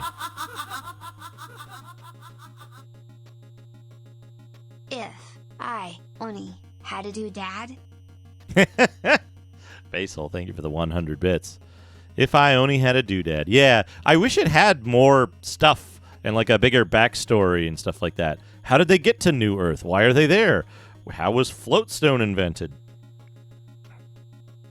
We might learn that in the game itself, but we don't have a particularly big doodad time to explore. We don't have the big lore time that we would usually have with these games, which is, it's okay. We get more time to play the video game. But first, we are going to check the disc to see if they included like a PDF manual or something like that.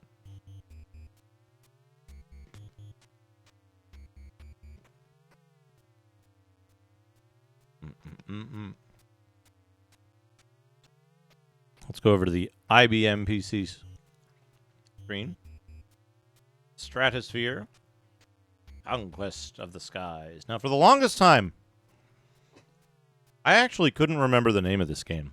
I had a really hard time finding it again because every time I would think of it, I'd be like, yeah, that Windows game with the multiplayer and the islands? Sky Islands?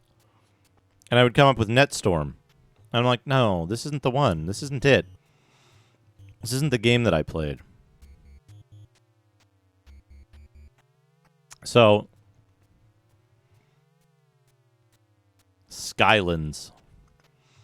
So I would always come up with Netstorm, and I'd be like, this isn't the right game. Netstorm looks cool, but number one, you can't play it anymore. Number two, it was multiplayer only. And number three, like, the one I remember, you flew your island around. What one was that? And, like, you could not find this game for the longest time. Mission Force Cyberstorm.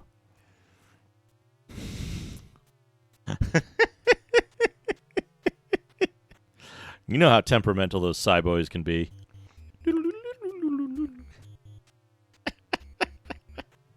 Every time Cyberstorm comes up, I'm going to think of that.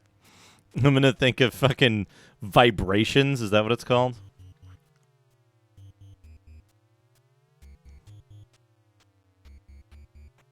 Yeah. It's been around for fucking like 13 years this video has been up here.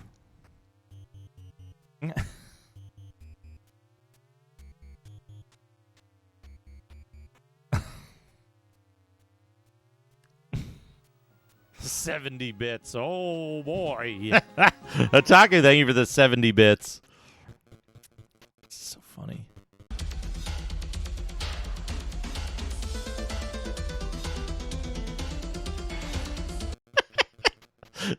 Every time somebody mentions Cyberstorm, I'm going to think of that. All right, let's boot this up.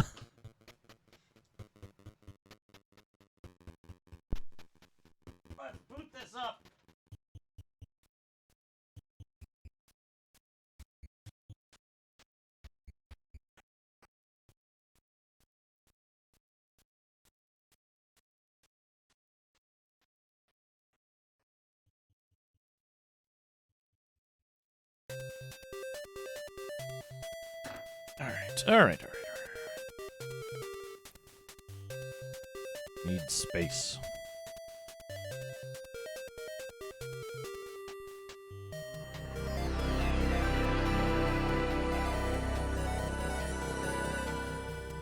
There is a single secret alert at 70. It's not much of a secret, but... Right? Right, Top Boss?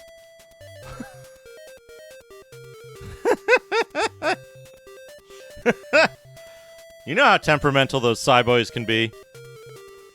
So, I should have the disc in now. This is off a little bit, but that's okay. And we'll check.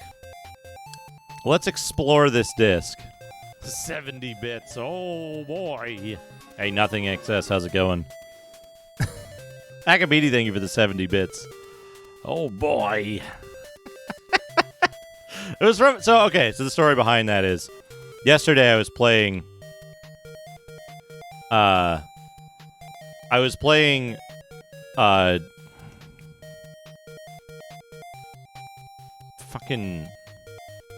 I was playing Suikoden.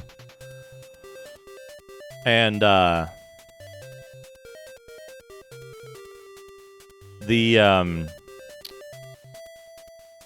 was playing Suikoden, and one of the fights, the currency in Suikoden is bits.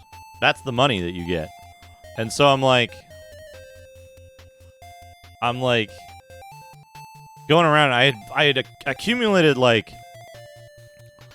I had accumulated like a couple 100,000 bits in the game, and then I was walking from one place to another, and I had to do a kind of annoying combat, random encounter, and like after the encounter was over, I was like looking at what I got from it, and I got 70 bits, which was like nothing at that point in the game, and I was like, oh, 70 bits, oh boy. And so later I was watching Mr. Radon stream, and he was like, Duke, I was watching Suikoden, and I was like, he was like, you had this reaction when you got like 70 bits from an enemy encounter, and he's like, I think it would be really funny to use that as an alert for exactly 70 bits. And I was like, all right, I got an idea. One condition. You can use it on one condition. Give me the files so I can also use it. So I can also put that alert in at 70 bits. And then of course we're like joking about it. We're like, we should convince as many people as possible to put that alert in at exactly 70 bits. So like people will come into the stream and cheer 70 bits to see if the alert is there. And 70 bits. Oh boy. It's just a really stupid idea, but I love it. And so there it is. Basil, thank you for the 70 bits. John Matrix, thank you for the 70 bits. 70 bits. Oh boy.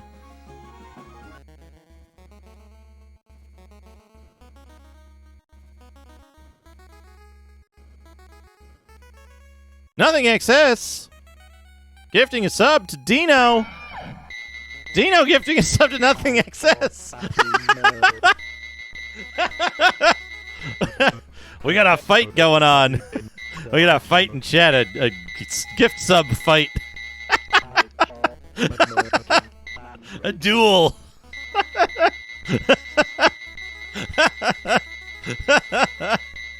Thumbtack, thank you for the 10 bits.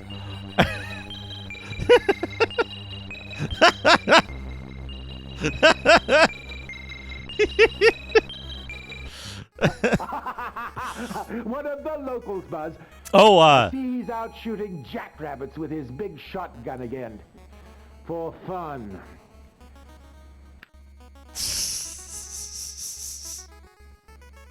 Nico Jazz, thank you for the 70 bits. Bless. So, currently up on meter. Hey, Mac Apple, welcome. Steely Pat, well, I've got you and presumably Cartube here. Bits. Oh, boy. I do want to point out, Steely Pat, I believe, has finished Gotten the ending in Darklands. Played it to completion, which is really impressive.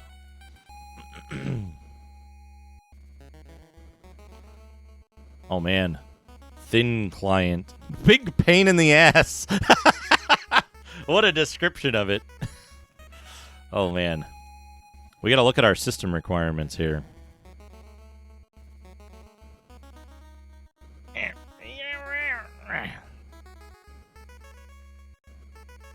Yeah, someone beat Darklands. Can you believe it? All right, here we go. Yeah, the character movement. When you're like in a castle and stuff like that. Severb, thank you for the 70 bits. Oh, boy. So we need a Pentium 133 or better, a 4x speed CD-ROM, 32 megabytes of RAM, a DirectX compliant video card with 2 meg for non-3D accelerated, 4 meg for 3D accelerator. What's this?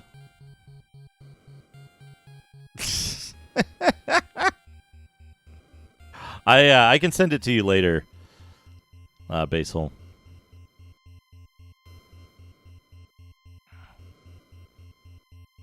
Oh, nice. That's good. Nothing excess. Yeah. I use a slowdown feature on this to get close to the speeds that I want. But, IPX or TCP/IP LAN or 28.8 modem for multiplayer and DirectX compatible sound card. Recommended. Oh, a Pentium 166 with MMX. A 3D accelerator, 3DFX, Voodoo Rush, Matrox Mystique, Matrox Millennium 2, Diamond Viper V330, Rendition V1000 or V2X100, and ATI Rage Pro Expert at Work, Expert at Play. Remember those cards? Remember the Expert at Play card?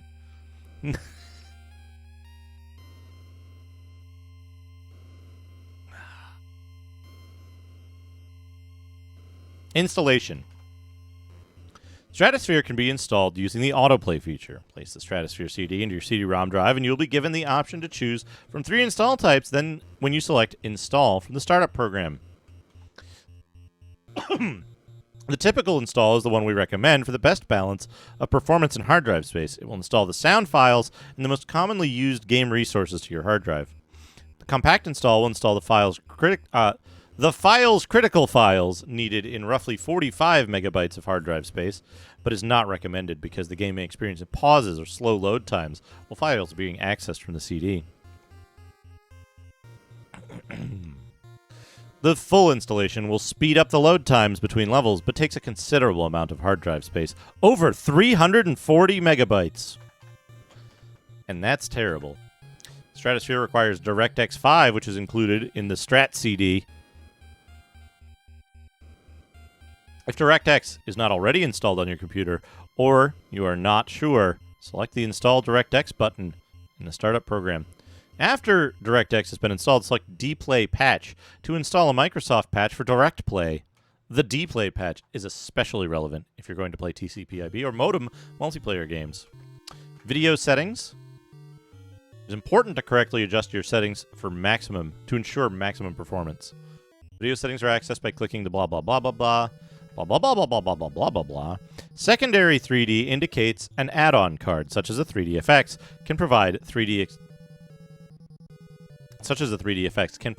acceleration. Under DirectX 3D, video cards may incorrectly report their capabilities and cause problems when running the game. If your video card is not listed in this file, it may cause problems in the game ranging from visual inconsistencies to game crashes.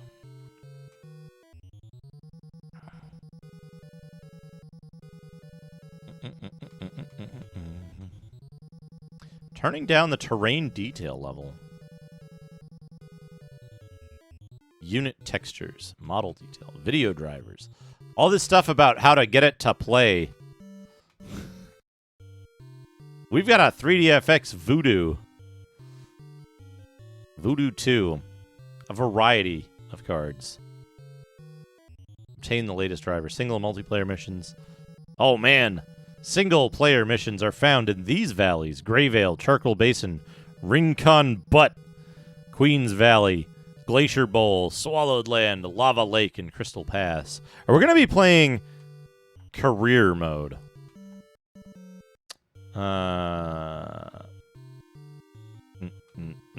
System Agent and other programs. Direct Draw, 16 and 256 color modes.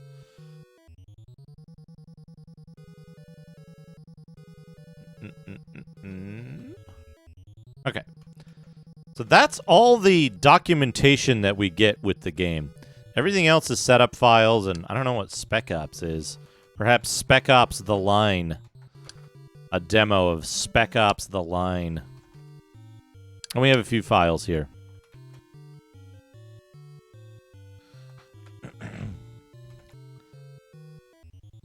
Stratosphere. Oh, we have a quick reference card, too.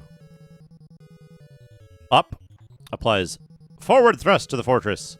Rate of acceleration and overall top speed is improved as you add thrust jets. Maximize, please. Oh! Hello.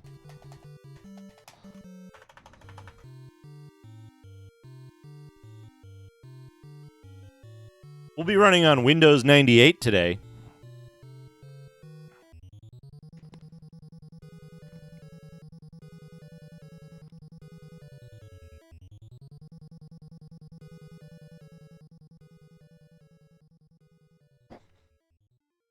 Please sit back and enjoy your flight.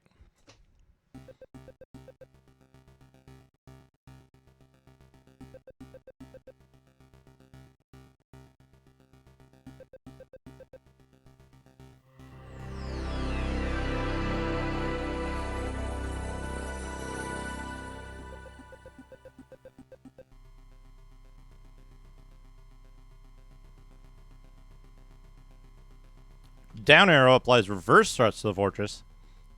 Rate of deceleration is improved as you add thrust jets. Left arrow... Oh, I think we've crashed again. We've already crashed again. I can hear strange music. It's really eerie here. I feel as if I'm in a strange world. Zero Dine.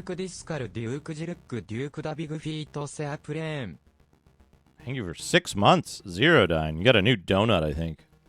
I think you got the crawler now.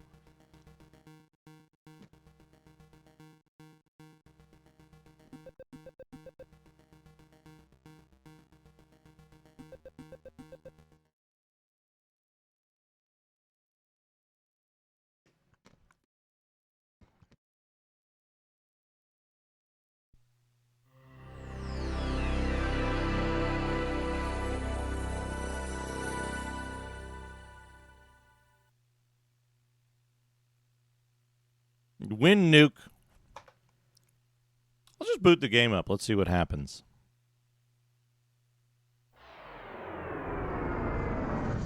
Kodiak Interactive Software Studios. Robo Barefoot.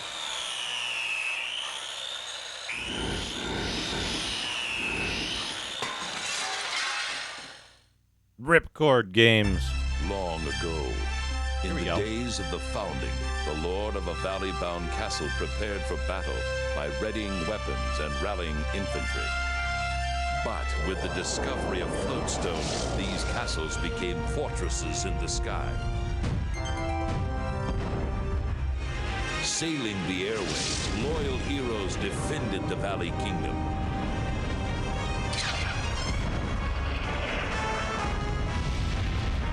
Beats me, Raccoon. With courage and daring, they fought to regain control of the Stratosphere.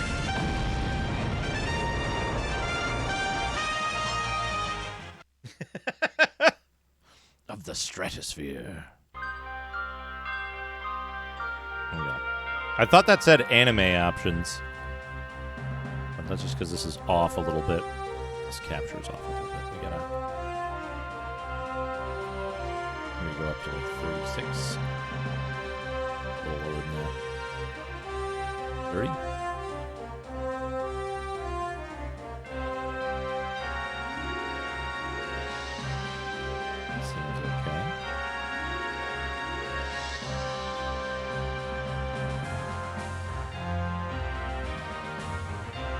Alright, we've got unit library, fortress builder, play game. Game options. Without delay.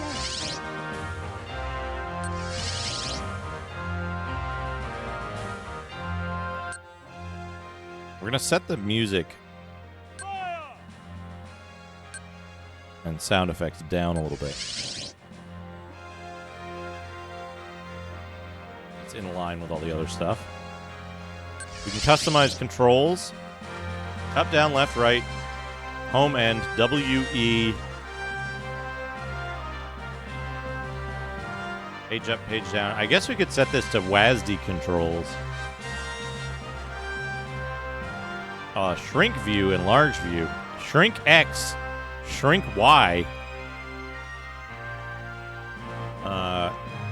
Activate units space. Repair units R. Maintain mode I.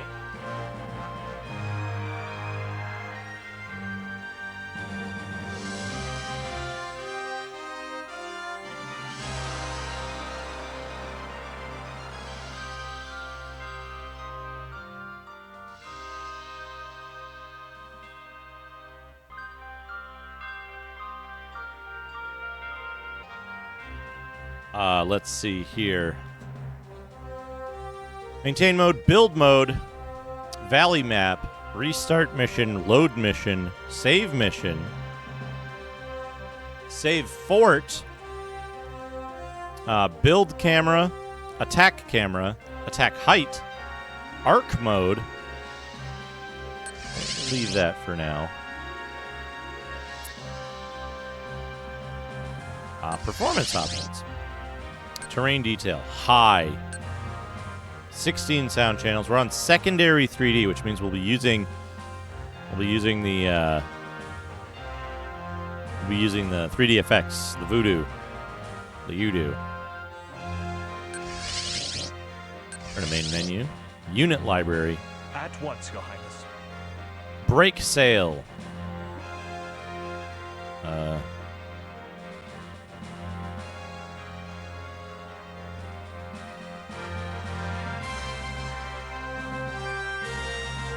There we go.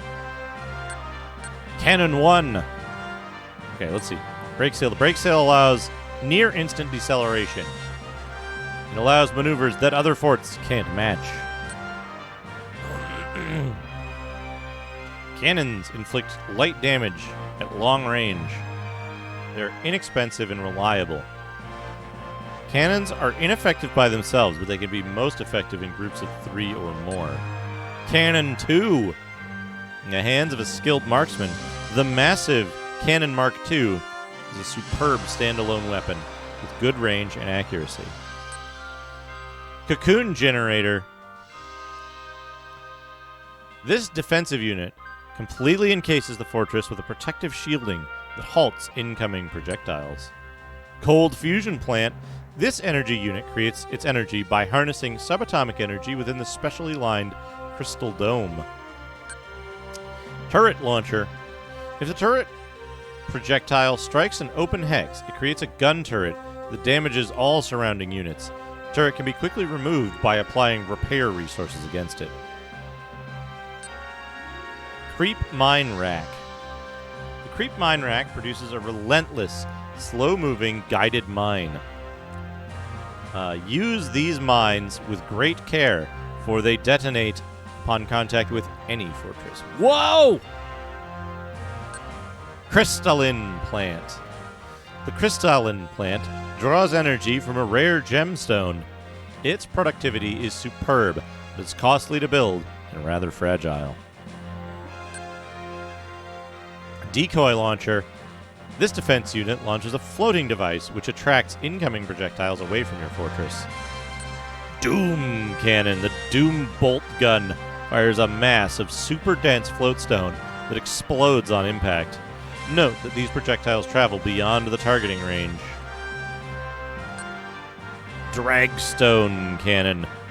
If the projectile of the Dragstone Cannon strikes an open hex, it creates a dense object that slows the targeted fort. Dragstone can be removed by applying repair resources against it. Drift Mine Rack. Drift Mine Rack is a low-cost weapon, best used against opponents using short-range tactics. It launches mines which drift until they collide with a fortress or mountain. Augur. The massive augur devastates all objects within its reach. It must be placed on the fort's edge, requires substantial energy, and is slow to recharge. It is nearly immune to collisions, but is readily damaged by weaponry. Shockwave Cannon. Shockwave bombs house seismic energy that damage every unit on an enemy fortress. They are slow to recharge, so aim carefully. The Energy Leech Gun. If the Energy Leech projectile strikes an open hex beside an enemy unit, it will draw power from the enemy's reserves. It will continue to suck energy from the enemy's power network until it is destroyed by the application of repair resources against it. Scattergun. An efficient weapon at close range, inflicting a steady stream of light damage. A Healing Shrine. This techno-magic unit will bring all of the units on your fortress to full health. It requires a mind-boggling amount of energy to recharge. The Graviton Well. This techno-magic unit imparts a huge directional force upon any enemy struck. This seemingly benign action can send an enemy into a disastrous collision. The Helios Beam. The Helios Beam is a quick-firing energy weapon. It is highly accurate, but draws substantial energy. The Land Hurler. Land Hurler draws from a floatstone reserve and hurls floatstone boulders at the enemy. These boulders travel along a flat path beyond the weapon's targeting range. Note that if the fort's floatstone's rock supply is exhausted, the hurler will not function. The Sweeper increases a fart's ability to attract floatstone. Multiple sweepers will have a cumulative effect. Alchemy Lab. The Alchemy Lab transforms floatstone from one form to another as needed. The Laser Lighthouse is a most elegant machine of destruction. It emits a close-range laser beacon, which rotates around its tower. Hostile units in close proximity receive massive damage. The Leviathan Rack. The Leviathan Rack's mine is so large that it appears on enemy radar, often drawing them to a grisly fate. When a Leviathan senses an enemy in range, it tracks it down. Any fort that touches a Leviathan mine is likely to be much smaller after the encounter. Arc Projector. The Arc Projector releases an electrostatic ball of energy capable of destroying weaker units with a single blast. The projectile travels along a flat path beyond the weapon's targeting range, making this an ideal long-range weapon. Its energy needs are high, and recharge time is substantial. Cloaking Device. This techno-magic unit can render the player's fortress invisible as long as it is not firing weapons or receiving damage. Hydra Cannon. The Hydra Cannon releases a single projectile which separates into multiple projectiles just before hitting the enemy fortress. It results in widespread damage. Observatory. This techno-magic unit increases the fortress's range at which it can detect the enemy beyond line of sight. It also reveals all of the territory on the overhead map without needing to explore it. Burst Station. This energy unit can practically fill all of your energy needs for the entire fortress in one large release of energy. Unfortunately, it takes a considerable amount of time to generate this burst of energy. Quicksilver Lab. This techno-magic unit temporarily covers the fortress edges with a liquid crystal substance, which prevents the fortress from taking damage during collisions. Range Booster. This techno-magic unit increases the range of all of the offensive units on the player's fort. Repair 1. This is a low-cost defensive unit which keeps watch over the other units and repairs them as quickly as it can. Additionally, the floatstone cost for repairs is reduced by the efficient repair station. The Model 2 repair station improves the fort's ability to repair battle damage. Repair 3, the Advanced Model 3 repair station provides unequal restorative power. It is extremely efficient, but very expensive. Mark II shield generates a 3-sided wall to protect your fortress. It requires ample energy in providing such stout protection. Rudder jet, here we go. Model 1 rudder jets increase a fort's turning maneuverability. Use them to gain positional advantage. Rudder jet 2, this maneuver unit uses stationary thrust towers to quickly rotate the player's fortress. Rudder jet 3, this maneuver unit is similar to the other rudder jets, but benefits from a better design and more horsepower. Shield wall. The shield wall generator creates an energy field that absorbs projectile attacks. Each hit drains the shield, requiring a strong energy supply to recharge it. Catapult. Catapult launches massive projectiles in a long, high arc. Delivers substantial damage, but it is slow to reload.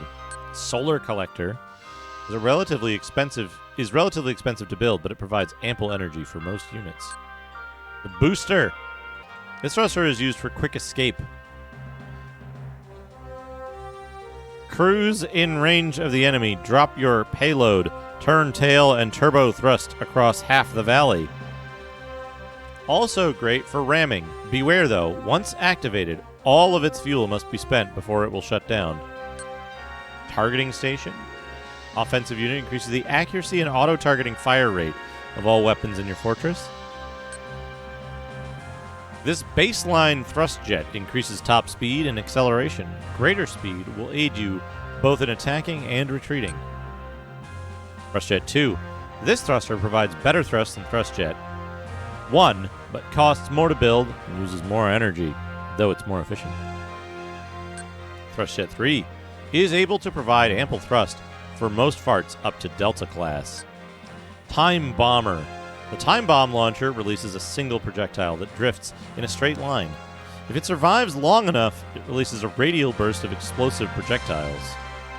Windmill. The windmill is a low-cost energy producer which takes advantage of the aerial currents. Their energy output is correspondingly low. The Rocket Hangar releases massive projectiles that cause widespread of damage across the surface of a fortress. They're best used against slow or immobile targets. Yeah, Bigfoot's airplane up here, up in the skies. The battery cell produces very little energy, but will store energy for later use in battle. They are slow to charge, but have a substantial capacity. Spike. Spikes wreak destruction in fort-to-fort collisions. They are strong, but expensive to repair. And armored walls serve as protection against collisions and flat trajectory weapons. So there's all the different types of units. Attack units, defense units, energy units, maneuver units, and technomage units. Yeah, me too, but I haven't. Yes, my lord. Oh, what is Yes, honorable one. The Fortress Builder guy does something very cool when you click on him. So we'll go to Fortress Builder real quick. So this is what the game, this is the like core part of the game, is you have a there we go. You have this like fortress, right? And it's got a forward thing on it. And so then you can like build shit on your fortress. Like spikes. Yeah, look at that. We got spikes. You can also build like thrust jets. And you can build like, I don't know, windmills. You can build a windmill there. And like battery cells. You can see now all the stuff is powered. It's got the green thing on it.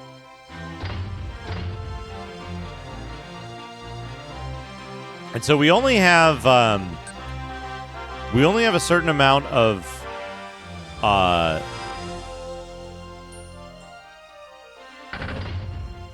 we only have a certain amount of space that we can use because our fortress is kind of small, and we've only got a certain amount of power that we can put on this. And so now they're green, right?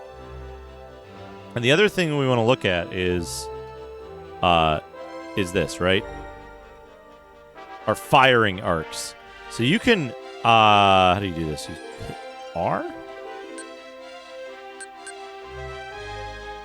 There's a way to rotate the items that you're using. So you can have like different firing arcs. You can have like a broadside kind of thing if you want. You can have it be forward facing. There's a bunch of different things that you can do to make this like turn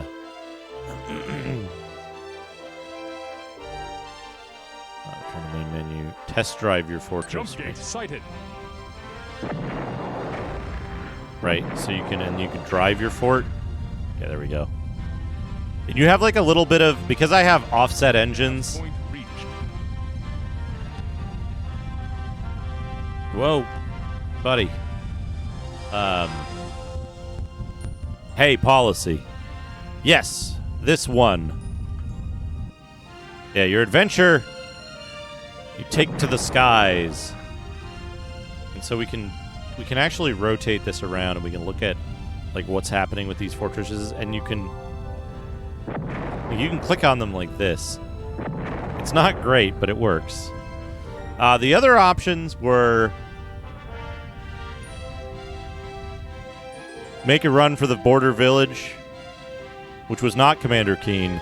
It was in fact Diablo, and starts at the tavern was amulets and armor.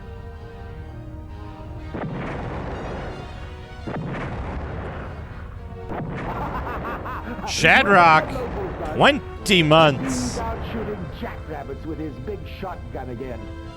For fun. フライングアイランドディスゲームイズサルグッドなコパレットフライングイレンドゲーミングリトロイサンヘイ Flying Island Gaming. Yeah, so this game is I don't know that Diablo would have included Hellfire. I probably would have played it without Hellfire. And done Hellfire like at a later time. But yeah, so you can use spikes to ram things. Each of your things have different health bars. You can see I lost one of my I lost one of my spikes already. But as you destroy stuff off of the enemy fortresses, oops. I destroyed one of my windmills. That's not good. You can see there's like these float stones that come out, and you have to collect them.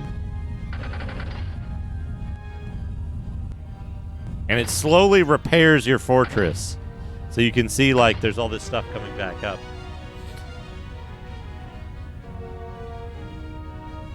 But yeah, that's what we do. Yeah, see, they have shields that pop up. If we go on this side, I think.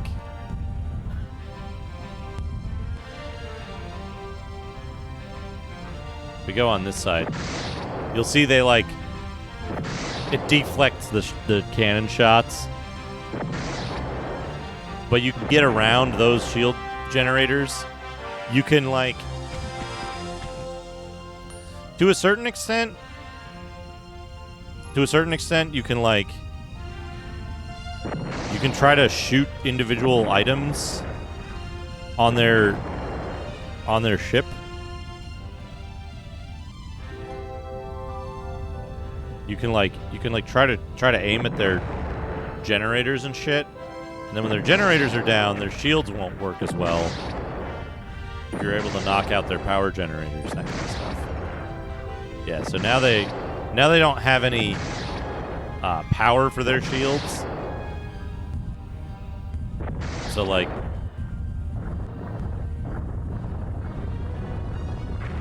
yeah, we destroy their shield generator. That might be that's their shield generator, not that other thing. Right, so you destroy their shield generator. Now you can blow up the rest of it. But you get you get more floatstone for like destroying parts of their island. And so like if you can break off parts of their stuff, you can just zoom in and do that, right?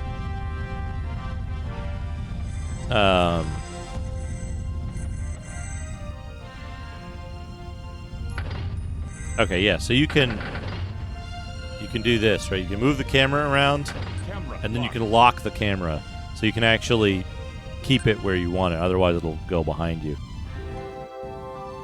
What is this? Diablo 3. No. Amulets and Armor was the tavern game. Hey, Killer Miller. Yeah, so I was saying before... Oh, also, you notice there's an angle to your fortress. So if your fortress has, like, a ton of maneuver jets or whatever, you can angle your thing up higher and shoot further. I was saying that, like, for the longest time, I couldn't remember the name of this game, and I kept looking for floating island game multiplayer, and I would get results for Netstorm, and I'd be like, fuck. I'd be like, this isn't the game. This looks cool, but this isn't the one. I played a little bit of Netstorm back in the day when it was, when it would have been new or whatever. Yeah, according to Wikipedia, the interesting thing is that, like, very little is known about Amulets and Armor. I gotta see something here. I gotta get a number for this.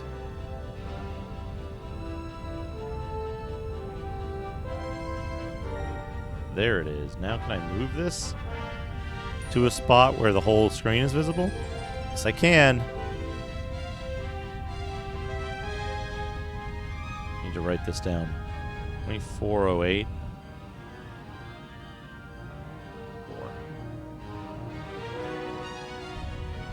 This is 5994. 5994. 2408.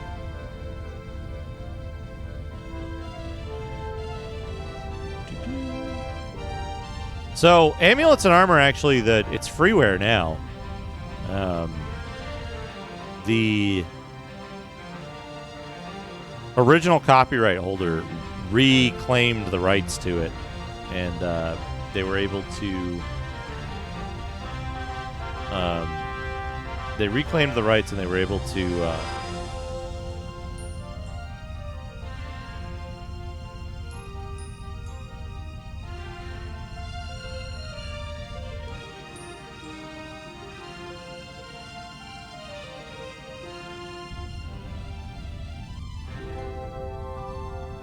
very odd.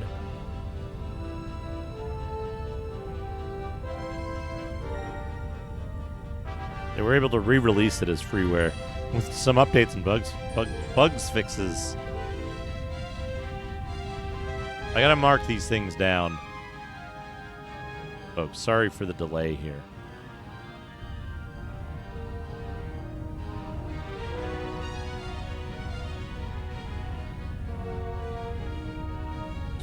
I gotta mark these down because I need to modify my settings file to include settings specifically for this game at this size. Okay, let's see. It's IBM. Alright. I have one there. I have one there. Okay.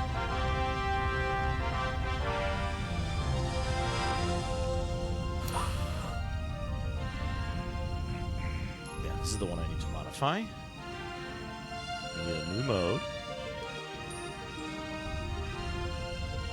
The new mode needs to be GGA 5994.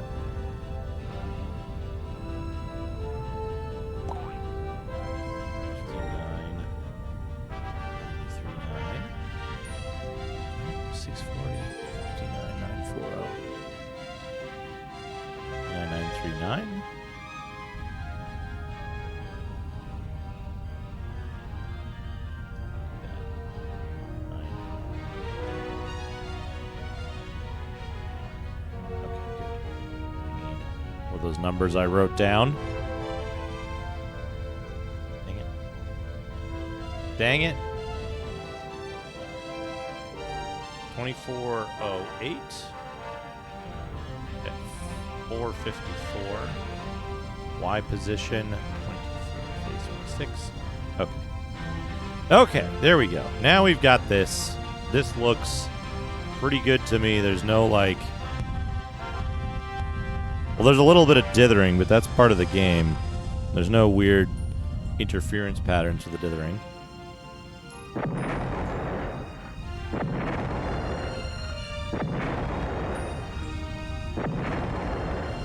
Yeah, we're hitting the command center is the thing. So I'm trying to think of how I want to set this up. Keyboard-wise and... I think I want this WASD.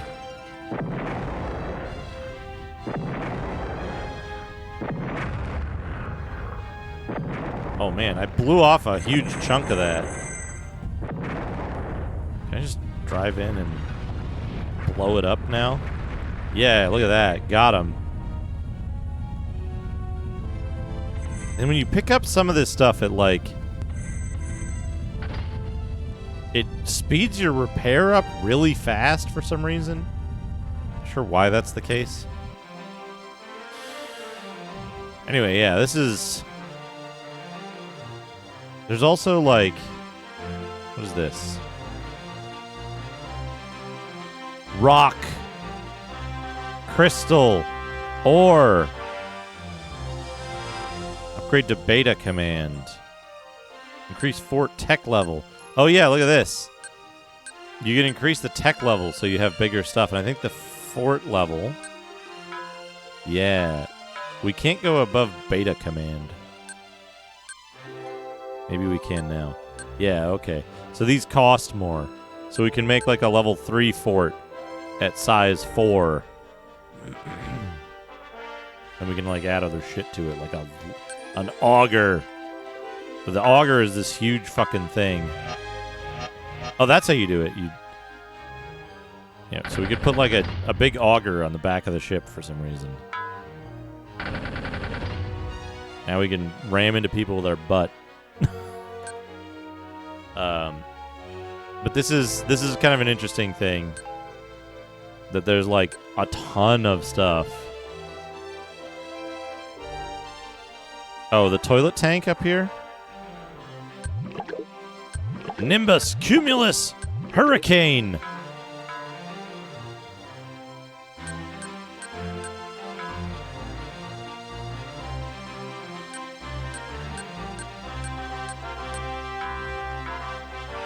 Yeah, there we go.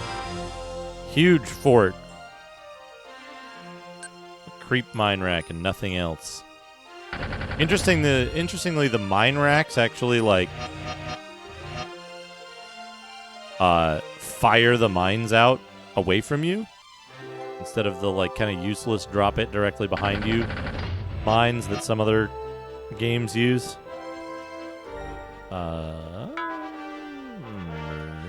This deselect that. No, how do I do the camera? How do I get back to camera mode?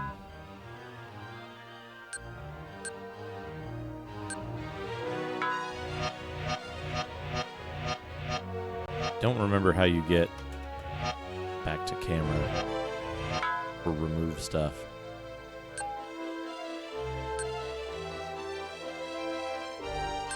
But yeah, like, this is one of the things I was talking about is you can, like...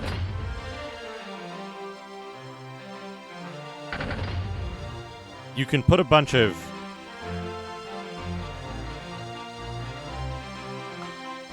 Why isn't the camera thing working here? Like it should be.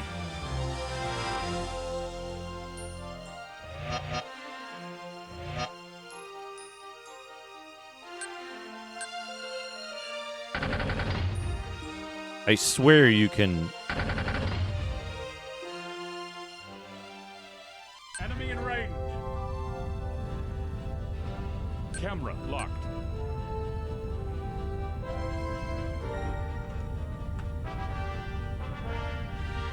Did the keyboard like become unplugged? No, because escape works. Well, we can use them here. No, we can't. Oh, I don't have any thrusters on here. That's why I can't do that. Thrust jet. That way. Yeah. Enemy in range. No?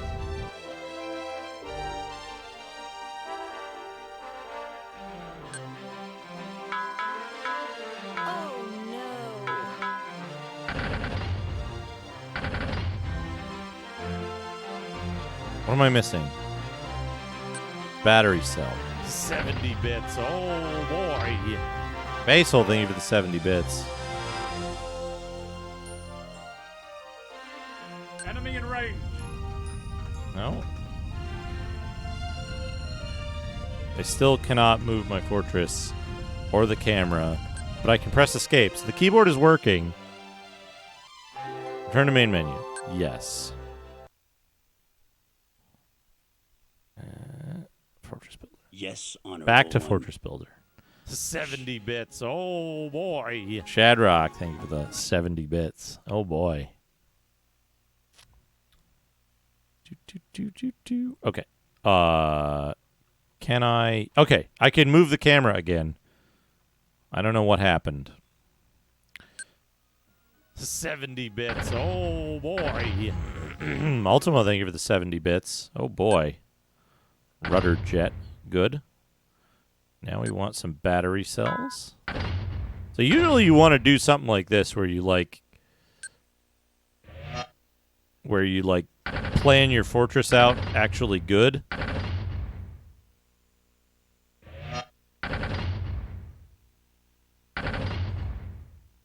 Instead of it just being kind of haphazard. But I'm also not so good at actually... Oh, boy. John Matrix. Thank you for the 70 bits. Oh, boy. Right, so we could do something like this. Jump gate sighted. And we could, like... Right, so now we have this, like... We have this firing arc. We could... I don't know what the lock camera button locked. is. 70 bits. Oh, boy. Basil, thank you for the 70 bits. Oh, boy.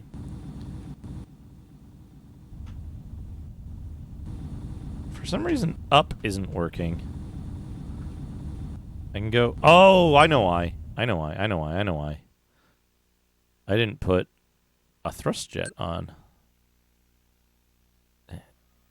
70 bits. Oh, boy. Back to test drive. Camera locked. Camera locked. It isn't, but there we go. All right. Yeah, so you can drive around 70 bits. And you can, like... Oh, boy. Ultimo, thank you for the 70 bits times 3. Nav point reached. Oh, got donked.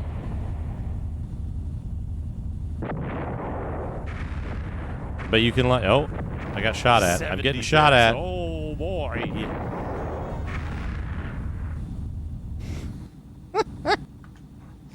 Excellent.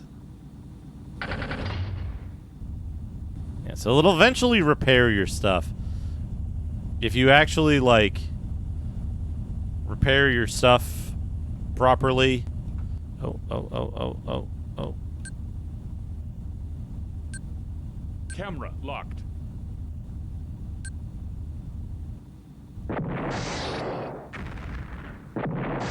So you can, like, strafe around people and shoot at them with your stuff. Oh, right. It'll if you have proper repair terminals or whatever on your ship, it'll be more efficient to repair and more more faster, more quicker. So yeah, this is about as much as I've ever played of this game. I had a demo of it once, basically. I don't know where the demo came from. I don't know why I had the demo. but I played the demo, and I played it a bunch.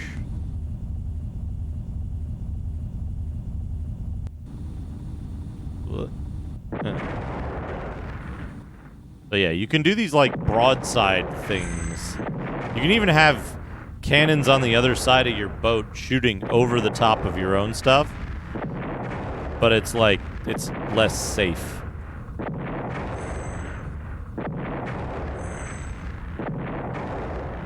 There's a meter for like power underneath the health meter for each thing. You can see the cannons meter for power drops a tiny bit when I fire it.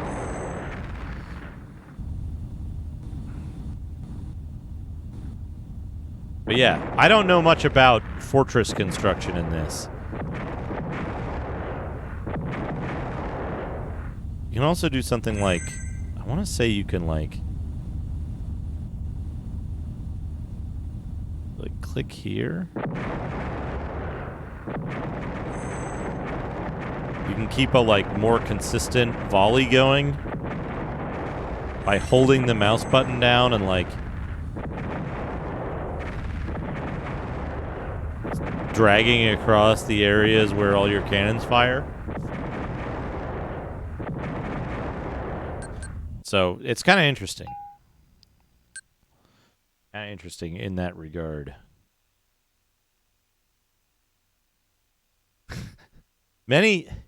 Is Chubby just making a cat on its own? Very strange. Yes, Play my game. lord. So we have these. We have single mission, start career, view tutorial. Let's view the tutorial. We need to know how to make our Citadel fly. Welcome to the Stratosphere tutorial. We'll show you all the basic commands for playing the game. During the tutorial, the mouse will be under computer control.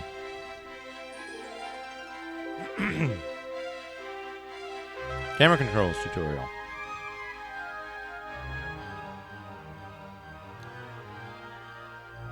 At the beginning of the mission, the camera is positioned above and behind your fortress. Okay. This position can be changed by tilting up or down, zooming in and out, rotating left or right. There's tilt.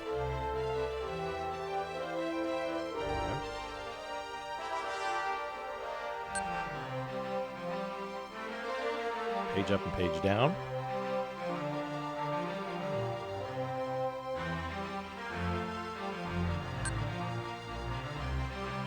Zoom in and out. Home and end keys. There we go.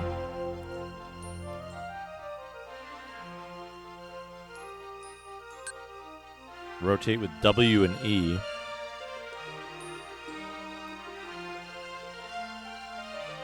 Oh no, that's no good.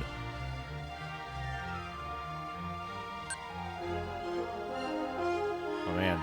Revert back to the rear of the fortress as soon as the key is released.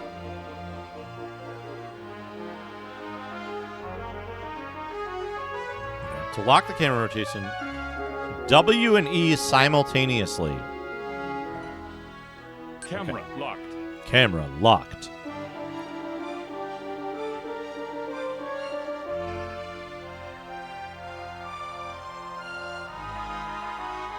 Okay. Unlock the camera, press either button or click the camera lock button again. Okay. To move the camera quickly around the fort, press F1 to F4. Pressing F2 moves the camera to the front. I'm able to see behind you. F3 to the left and F4 to the right. So back, right, or back, left, right. Pressing F1 goes behind. Okay. Continue. Fort movement tutorial. I'm going to start the timer for this because I really do need to know how to play this game, and this is normally we would do this in the manual, but there isn't a manual to speak of. The game is almost entirely digital. Okay. Fort movement tutorial. Your fort is piloted using the arrow keys. Press the up arrow will move your fort forwards. Note the speed indicator shows a positive speed. TPS. Toilets per second. Pressing the down arrow key will move your fort backwards. Note that the speed indicator shows a negative speed. Negative 15 toilets per second. To rotate your fort, use the left and right arrow keys. Left arrow key will rotate your fort counterclockwise. The right arrow key will rotate you clockwise. Okay. That's it. That's all the movement. Information area tutorial. Okay. At the bottom of the screen is the information area.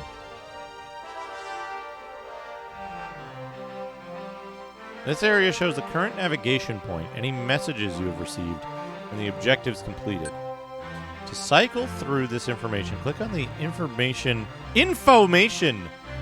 selection button above and to the left of the information area. Destroy enemy ship. Fly to Nav D. Messages area shows a list of the most recent messages you have received. Incoming message. These messages may be instructions for the mission. Collect the floatstone resources at Nav D. These messages may also be sent from your wingman. Oh no. Incoming message. Sent to you during a multiplayer game.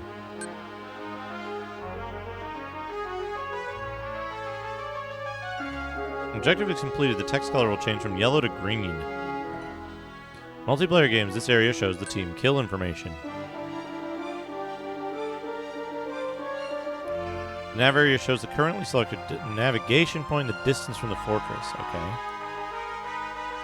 Now the current nav point is shown right of the information selection Nav button. point B selected. Cycle through the nav points, click this button. Okay. Nav point C selected. Okay. Nav point D selected. Okay. Nav point A selected. Okay.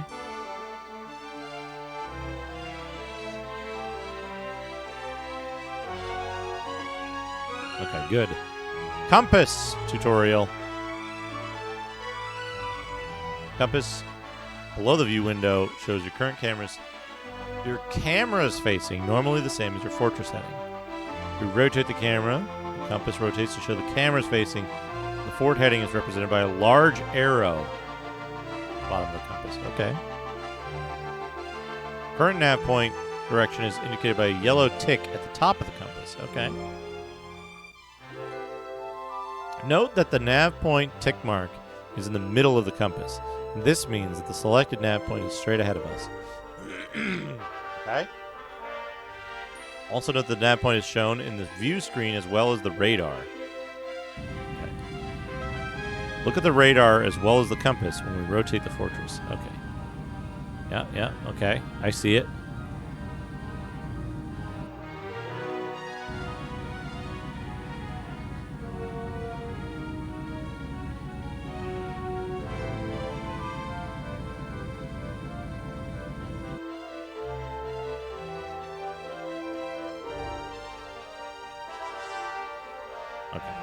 Navigation point tutorial.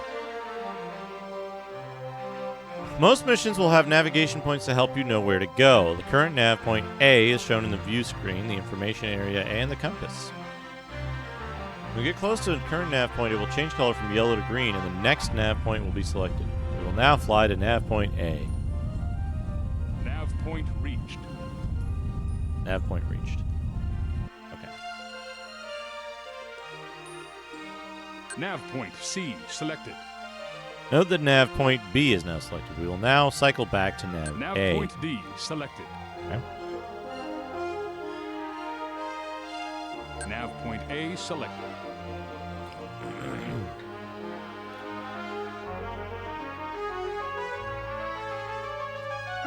Note that nav A is now green instead of yellow. Okay. Float stone.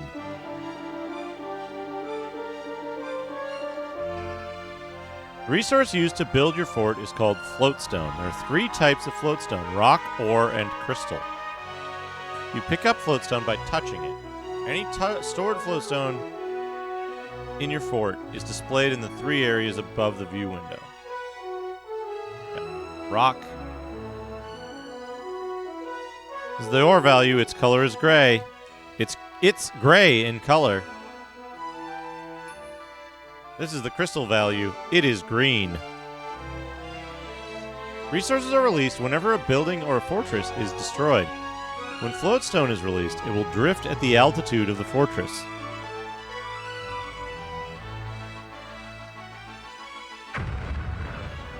We will now destroy a building on this fortress to demonstrate. When the floatstone comes in contact with your fortress, it is absorbed, and we see an increase in your fortress reserves. Resources are also located on mountainsides. We'll now fly to Nav B and pick up some floatstone. We've adjusted the camera to get a better view of the floatstone. Okay. Okay. Oh, there it is. Look at that. Point reached. Before it is close to floatstone deposit, it will slowly release its rock, ore, or crystal.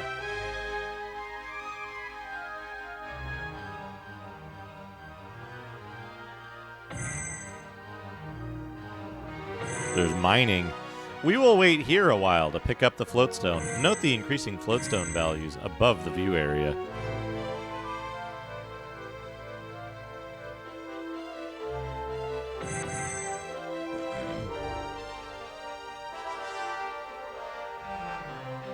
Okay. You got it. You got it all. We've done it.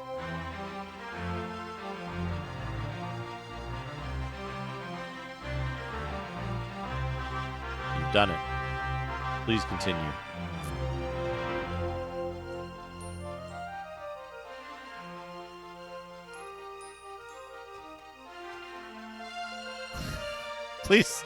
Please continue. You've waited a while. Tutorial.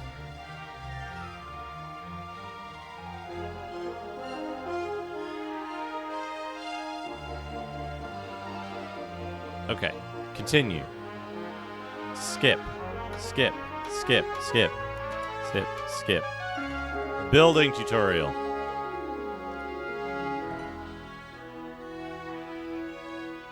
To add or build to add build or land to your fortress, we need to enter build mode. Enter build mode, click on the build select button or press the B key. When in build mode, the camera is positioned above your fortress. To prevent the camera from moving when entering build mode, click on the build auto build camera button. Enabled. Allow the camera to zoom in when in build mode. Click on the build camera button. Select a unit to build. Click on the corresponding unit in the list to the right of the view window. Build bull. Top right of the screen is the information area for the unit. Okay. This area shows a spinning model of the selected unit along with its performance information and available actions. The cost and technology level of the unit are also shown. To see more information about the unit, click the stats button. Okay. Okay. Okay. Okay.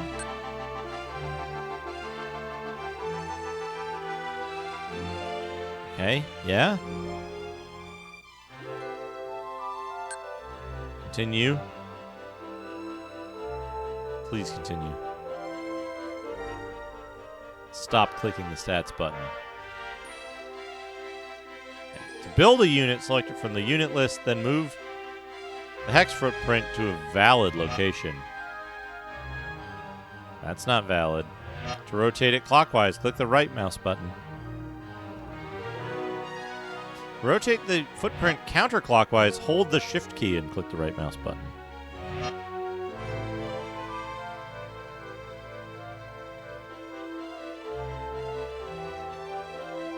Okay. You can place a unit only when all the hexes under the base are green. When a building is able to be built, it is shown with the footprint. The unit information area also shows the resulting energy supply and demand if the unit were built. The lines below the unit represent the energy network and its state if the new unit were built. A fortress may contain 64 units, including the command tower. Okay, that's good to know. 64 units, including the command tower. So 63 additional units. Place the unit, press the left mouse button. Now we will try to build 2 more cannons. Note the supply and demand information. Alright. When the energy network is not green, the units will not work optimally. We do not have enough resources to build the 3rd cannon. Note the red footprint as well as the yellow price information in the unit information area. Exit build mode. Click on the build select button or press B. Building tutorial complete.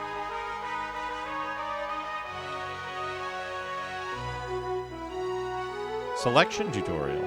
Okay. The right of the view window is the selection tree. When in the targeting mode, we can select buildings on our fort.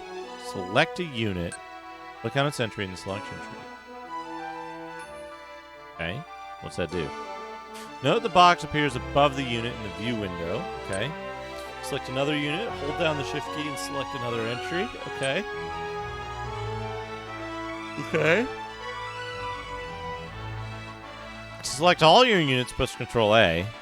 Okay. To deselect your units, press Escape. Theorem. There are 2 bars shown next to the names on most units. The top bar represents the health.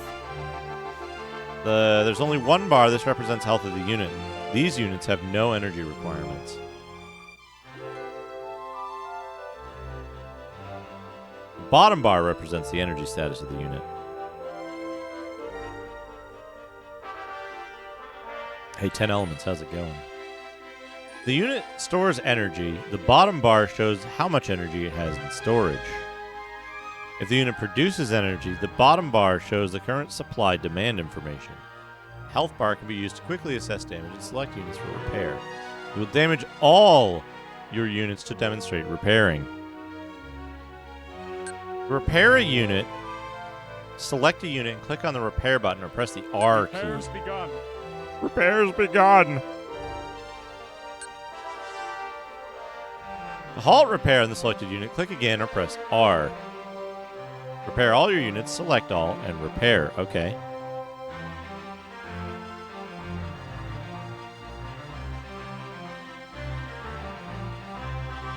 Look at the floatstone reserves at the top of the view window. When repairing, floatstone is used to repair. When repairing, floatstone is used to repair your units.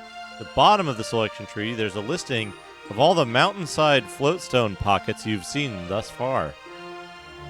To expand this section to see more, we need to click on the plus symbol to the left of the button. Or we've selected an item not on our fortress. A tick mark appears at the bottom of the compass. Use this mark to navigate to the selected item. That's fantastic. Spin Cut, thank you for the raid. Welcome. We're learning about Floatstone and Stratosphere, Conquest of the Skies. What were you playing today, Spin Cut?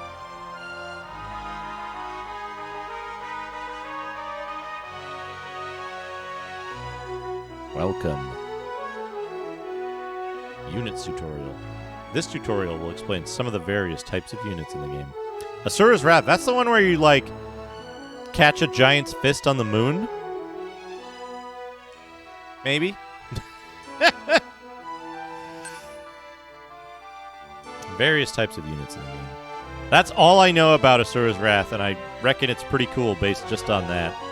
There's 6 categories of units: command, attack, energy, movement, defense, and techno-magic.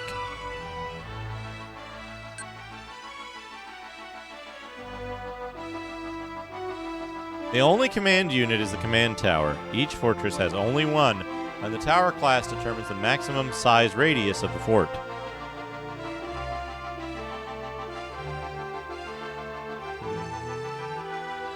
The tower holds the entire fort together. If the command tower gets destroyed, the entire fortress is destroyed. When selecting your fortress, the health bar represents the health of your command tower, and the name of your fortress, Chrysalis, is shown. Where's Dana? Dana. Attack units are used to destroy the enemy. Attack units are red. Cannon launches cannonballs in and arced path. Cannons are the one of the weapons that can attack ground targets. The arc projector launches energy balls level with 4 fort. These projectiles travel along your targeting area and can be used for long-range attacks. The time bomb launcher launches mines, which send out several deadly bombs. Time bombs can be used to deter pursuit, but be sure to be clear of their blast radius. The auger will reach out and grind the enemy to powder.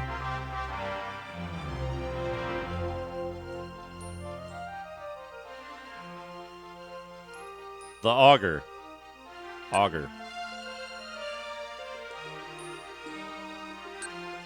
Energy units are used to provide energy for all the other units. Energy units are gold. Okay.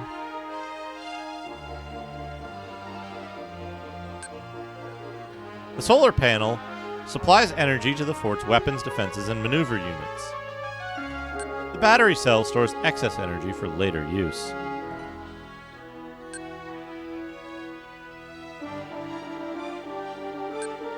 Movement units increase the speed and maneuverability of the fortress.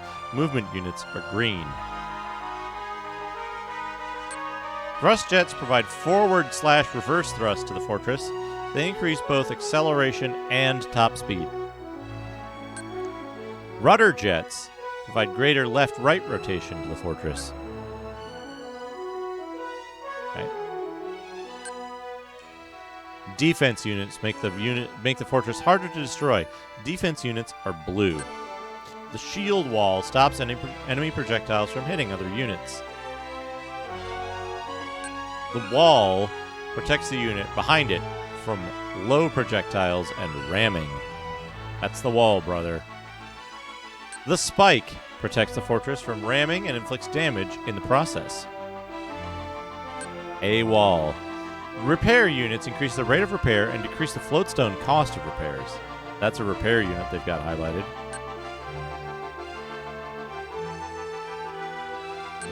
Technomagic units are special units of great power. Technomagic units are purple. Each is different in what they do. Some technomage units work automatically. Others need to be activated.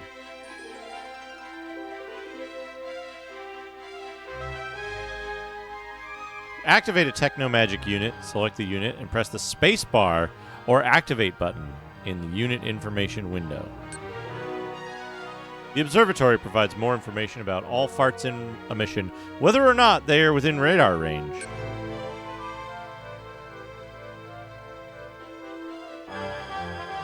Targeting tutorial. They have different music for each of the tutorial sections, it seems like, right?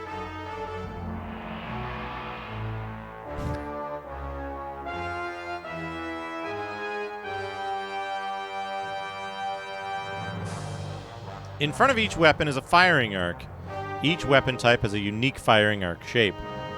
These arcs represent where your weapons are able to shoot. Shoot your weapons, move the cursor into the arcs, and press the left mouse button. Okay.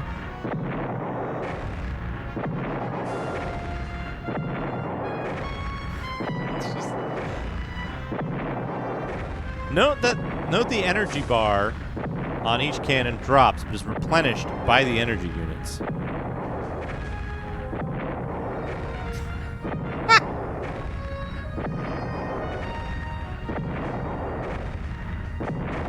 Oh no! The enemy fortress. Your weapons may also auto-fire. To change the auto-fire type, select one of the auto-target buttons.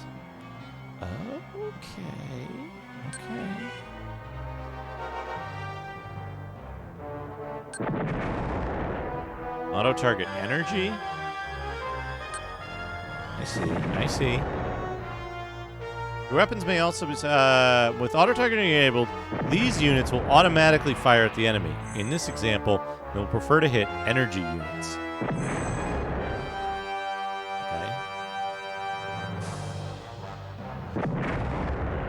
When the cursor is in a unit's arc, auto-targeting will be halted awaiting your manual override.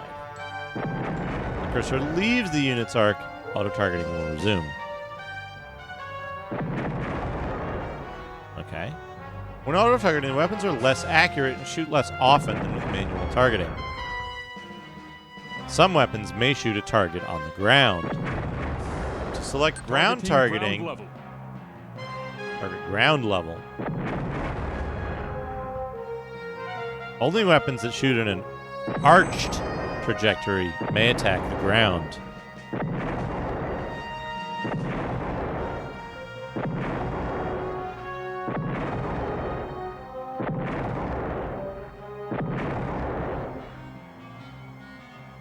To return the fortress level targeting, click on the fortress level targeting button.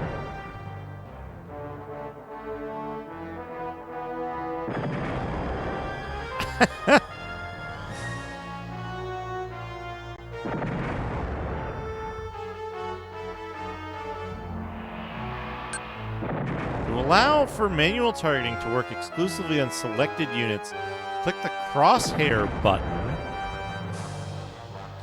Now the firing arc we see is only the selected cannon. This is the only weapon we can manually shoot. Interesting. Okay.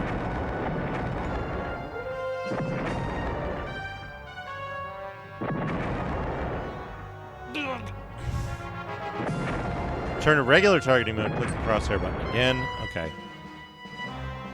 Firing arc mode. Miscellaneous tutorial. The right of the repair button is the manual maintain button. Maintain fort. Now destroy a windmill to demonstrate maintain mode. This stage will be reset anytime you change your fortress by building units manually. When in manual mode, the fort will not attempt to rebuild itself. To view game options, click on the options button. Press escape.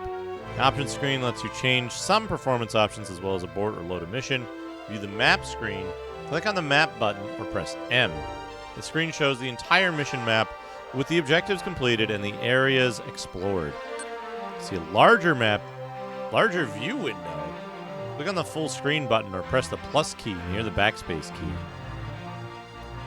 Note that in full screen mode, the only interface shown is a radar map. Okay. To leave full screen, click the full screen button or press the minus key near the backspace key. To shrink, expand the view window, press the minus and plus keys near the backspace key. You can play in a teensy tiny little window and they're going to show us all the way down. Hey, I've.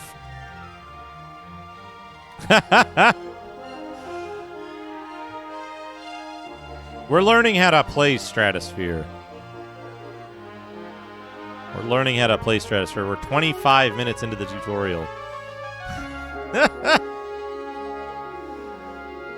To quickly restart the mission, press the F5. There's one button, restart. Good.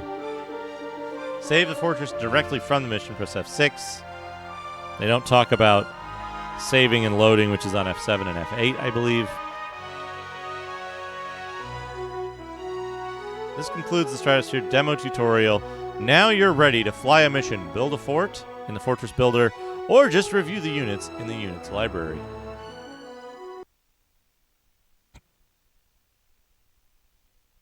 All right. Yes, my lord. Yes, my lord. So there's single missions, of which I believe there are 12 single missions.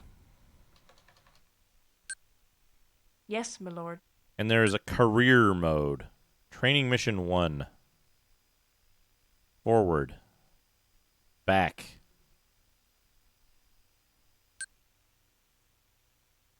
For centuries, the Valley Kingdom was protected by its aerial navy, commanded by the king's officers, each flying fortress in the fleet guarded against smugglers, outlaws, and rebels.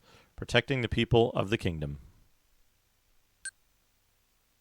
The finest of these elite officers was Andri Corliss, the kingdom's greatest hero, who helped King Madar unite the 9 valleys into the kingdom of Tyrmont. 2 years ago, Admiral Corliss disappeared, taking with him most of the fleet on an exploration mission. 1 year later, he was given up as dead, and the king began a new recruitment and building plan to restore the aerial navy to its previous level. One of these new cadets is Soren Raider, elder son of Baron Raider. He's completed the first year of training and is on the final exercise, which will dictate his position and career path in the aerial navy. All right, we got play game. Return to main menu. Play game. Objectives: build a cannon, windmill, thrust jet 1, and rudder jet 1. Navigate the small canyon pass northeast of Widow's Peak. Return to Toylan Spar Dock. What's this? Can't do that. Okay. Training exercise 1. Welcome to the first test of your fitness for command. This test will judge your ability. Thank you for the 10 bits. This test will judge your ability to pilot your fortress under adverse conditions. Near Widow's Peak, here in Queen's Valley, is an extremely windy canyon that will test your piloting abilities to the utmost. May I recommend focusing your fortress energy on energy output and thrust ability. For those two will optimize your speed and navigational control. Okay, we need to build some shit, and we need to build some shit, and we need to navigate somewhere. Incoming message. Incoming message. Remember, cadet, you need to build a cannon 1, thrust jet 1, rudder jet 1, and a windmill. Build mode enabled. Build mode enabled. All right, we need to build a windmill.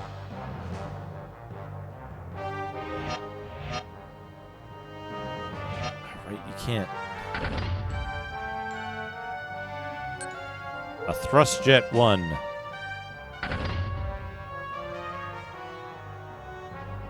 A rudder jet 1.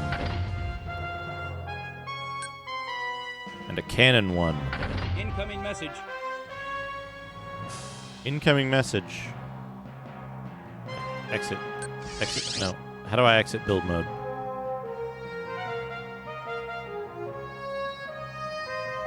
Targeting mode enabled. Message. Navigate the small canyon pass near northeast of Widow's Peak. Dock at Toylan Spar. I guess that was the message. Oh.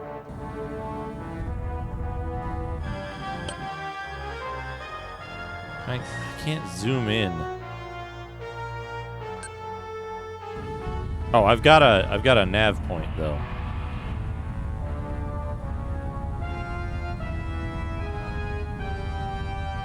Yes, Bill Bull.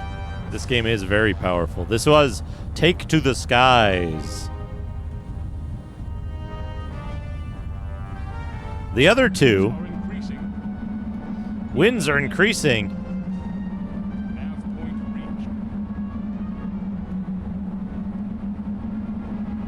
That's the wind. That's the wind. Oh, that was... Okay. Repair. Repair it. Please. Oh, I don't have enough ore.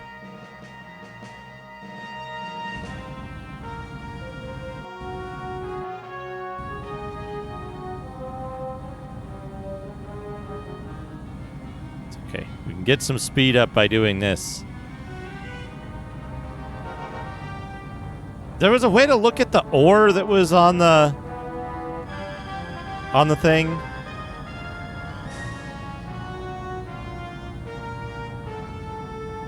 Nearby ore or something. That's how we get back home.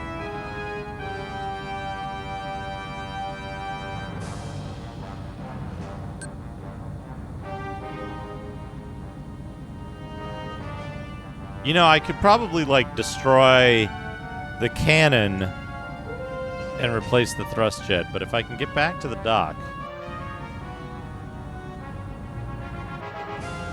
Oh, no, it's on the other side of the mountain. Shit.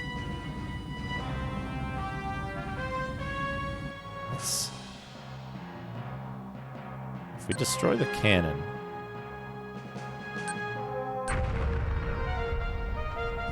we get... You don't get anything back if you destroy stuff. By the way.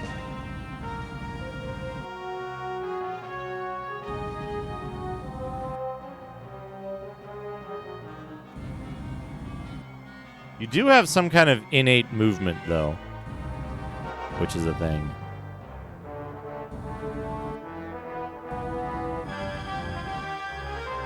Unfortunately... Point reached. Nav point reached.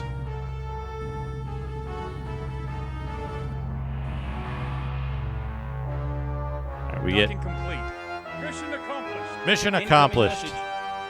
Press F8 to save. Whoops.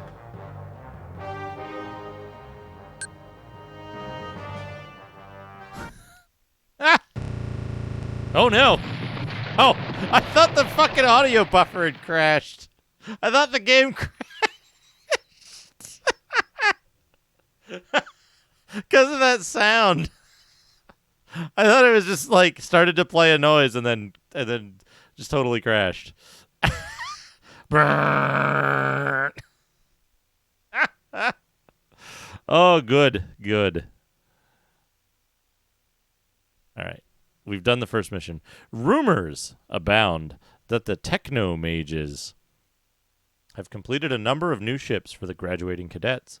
Perhaps one of them will be yours. If your scores are sufficiently good. There are also rumors that Corliss has returned, but there has been no sign of him in Queen's Valley. Okay. Objectives: destroy the abandoned factory, destroy the ledged fort, return to Toylan Spar Dock. Whoa, you're scrolling too fast. Okay, back up. Training exercise 2. Now the real challenge begins. You've completed maneuvers under adverse weather conditions. It's time to prove you can eliminate a stationary enemy target under combat conditions. Head southwest, following the mountain range until you find two tartets. An abandoned weapons factory and a ledged fortification. Naturally, you'll use ground targeting on the weapons factory. The ledged fortress is a bigger challenge. It is guarded with an arc projector that is powerful and fast. Fly with honor. Play game. Tartets. An alleged fortress. Incoming message. Incoming message. Oh no, it's as I feared.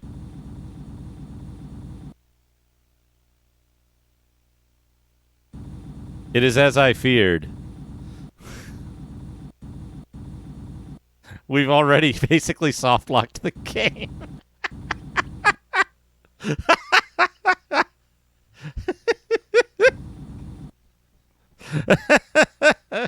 Build mode enabled.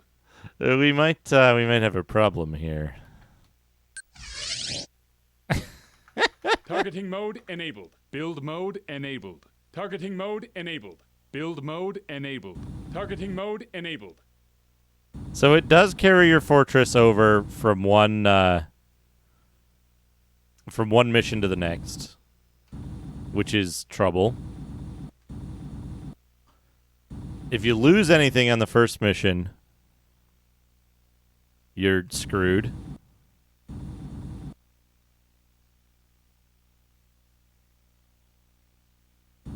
So we have to be careful about saving at the end of missions. We will have to restart this from the beginning. I'm headed southwest. Now, there was a thing about, like, the map doesn't pause the game. Important to note. There's a thing about, like, pointing at ore. I don't remember how to do that from the tutorial. It was if you know about ore, you can find it. We don't know about any ore because we don't have any on our list.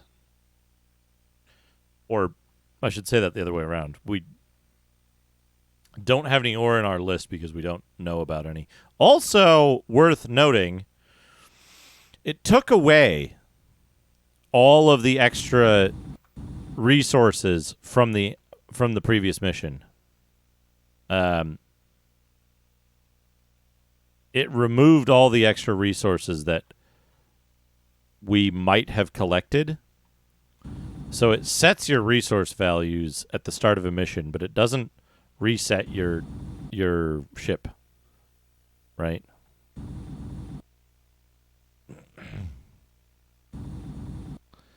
Yeah, we got a good self-destruct button up there. That's good. It would be good if the practice ledge, enemy ground, floatstone. Ooh. Hello, floatstone. Nav point reached. Delta Fortress sighted. Delta Fortress sighted. Here's some floatstone. Hell yeah. Give me that floatstone.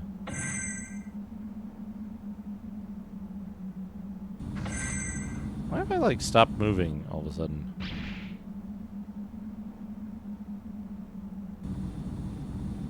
Yeah, that's what it looks like. Spend all your resources. Build mode enabled. We want a thrust jet for sure. There we go. Okay. Targeting mode enabled. Now we've got this. Now we can go investigate the practice ledge. Incoming message. Collect the floatstone at nav point A. Okay. Nav point reached. Yo, look at this dude.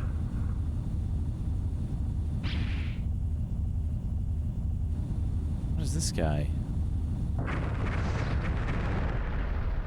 Oh. Mission failed. F5 to restart. I love that it's just an unconditional restart. You hit F5, you restart the mission.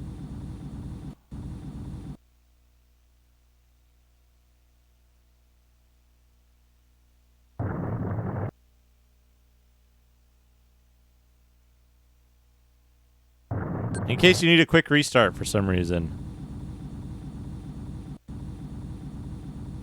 But yeah, so we need to, when we get there, we're going to need to do very good on every mission. Yeah, we're going to have to restart on level 1. So, abort mission. Yes. And we got to go back. We got to play the game. You start career. Play the game. Play the game. So it gives us more stuff than we can do in this first mission, right? So we build. Incoming message. We build mode enabled. We build mode. We build a windmill. We build... How about we build 2 thrust jets this time? And 2 rudder jets. You can't build a cannon. Mission failed. Okay, so we can't do that either. I gotta build a windmill. A thrust jet. A rudder jet. Donk. And a cannon. Incoming message. Okay, now we can build a second rudder jet. Targeting mode enabled. Exit build mode. Now. Here's the funny thing. Here's what I gotta try. Is in the other mission, over here, over here in the other mission, they put some floatstone And if I guess correctly about the developers of this game,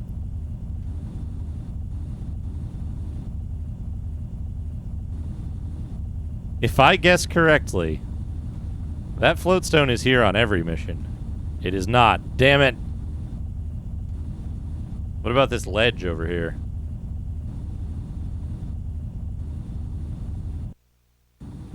Ah, here's a ledge. What the fuck is this?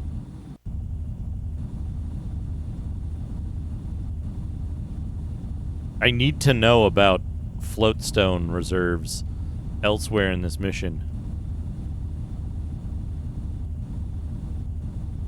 Hey, strongest nerd. Welcome. I need to know if they accidentally put any extra floatstone down here in this valley.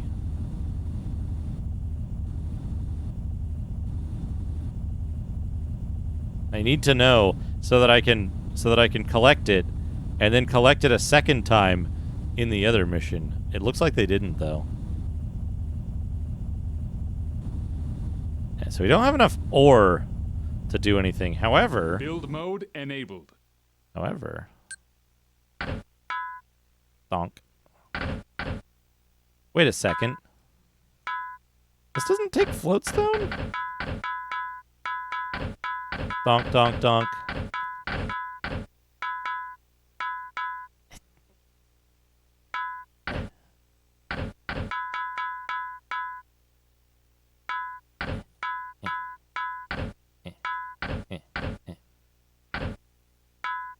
It's funny that it doesn't detect that you have no cannon and cannot complete the mission, but it does detect if you have not enough resources and can't complete the mission.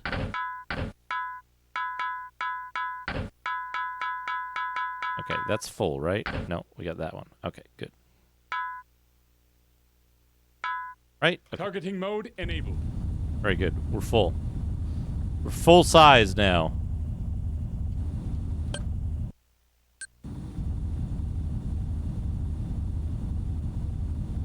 This increases your mass, though, doesn't it? It makes it harder to maneuver.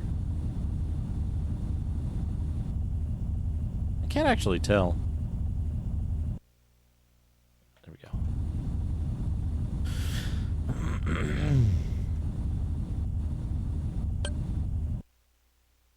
Wait, I'm going the wrong way.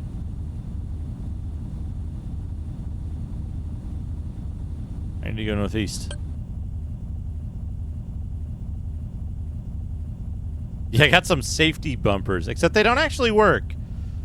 Unoccupied terrain is extremely weak in this game, if I remember correctly. Like, it can just be, like, ground off at almost no cost.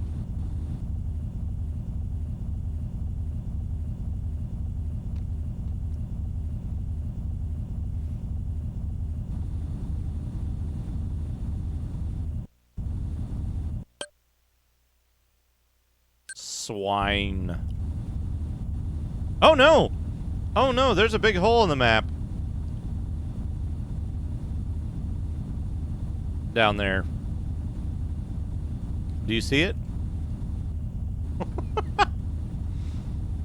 Whoops.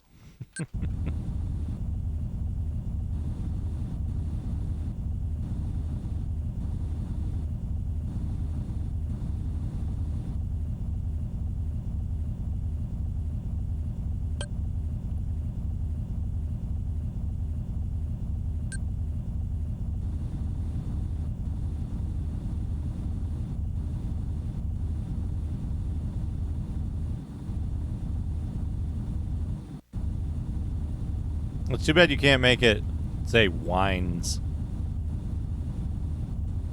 Swine compass. Alright. Where are we going? We're going over here. We're going to nav point A. A. Winds are increasing. Winds are increasing. Okay. Go this way. This way.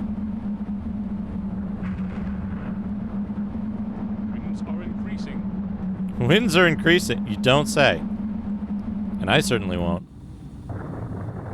Ah!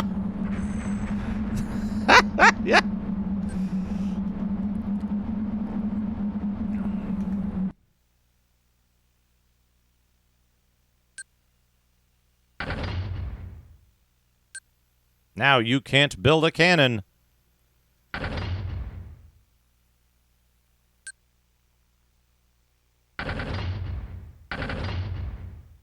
You can't build a rudder jet. Mission failed.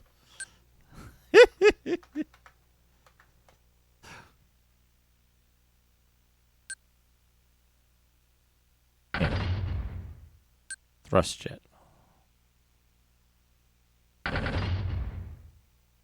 Cannon. All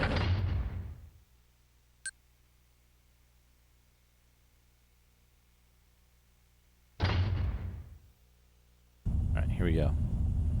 Here we go.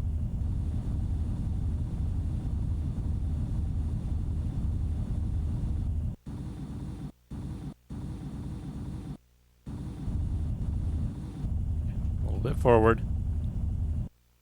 A little bit forward. Winds are increasing. It's actually kind of windy here right now.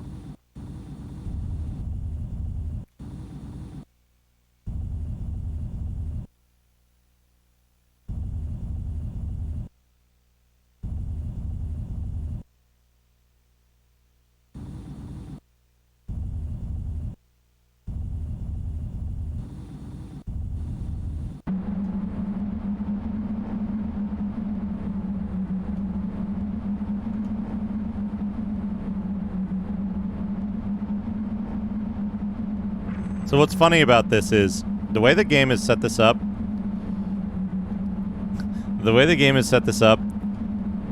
The wind field that determines that you're like getting pushed or whatever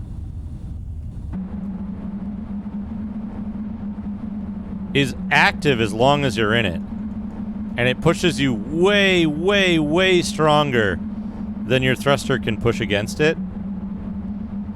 So you can actually get going way faster by going slower in it. And if you don't hit the nav point on your way through, you just get owned.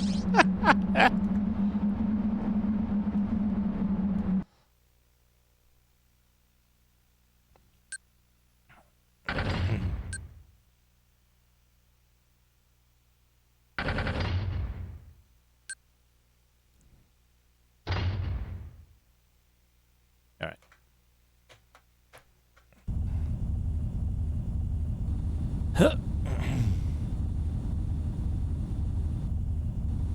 So we actually want to go through it as fast as possible. I can't click that yet, base hole. We want to aim straight for that nav point. Nav point reached. Nav point reached. There we go.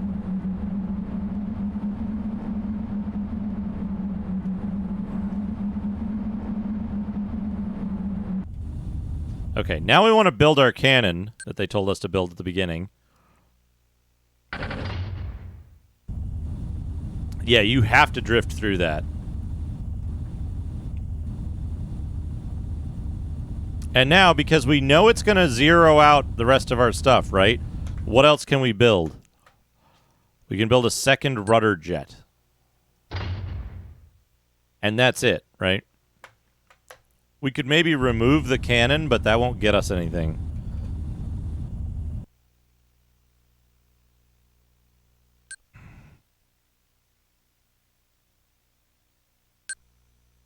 Okay.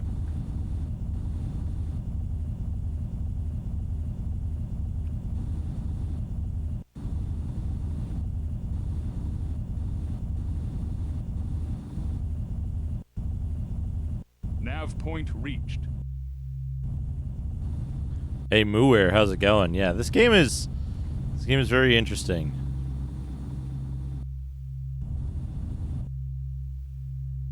Docking complete. Mission accomplished. Mission accomplished. And we're gonna call this ass.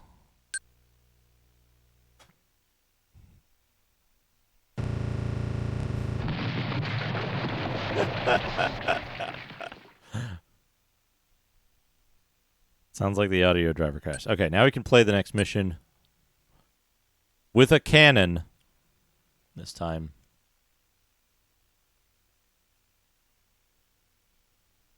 Incoming message. Incoming message. Go to nav point A. Glad to hear it. Glad to hear it. I'm enjoying the game. Like, the game might have some serious problems, but I am enjoying it. I think it's a fun game.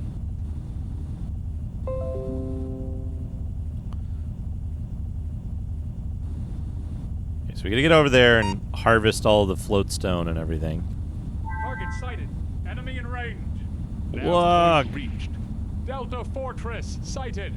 Delta Fortress sighted. Okay, can we do anything good here? Build mode enabled. Can we build a cannon? We can build another cannon. Targeting mode enabled. And that's about it. Schubert raid.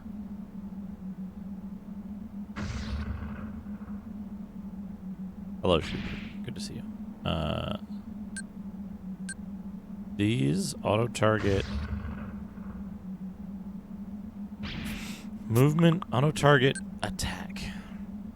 Okay.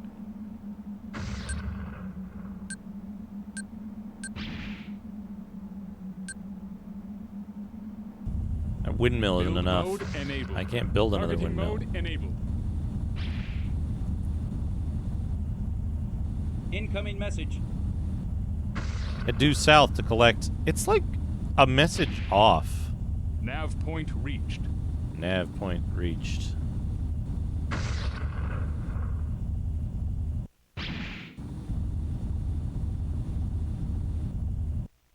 Okay.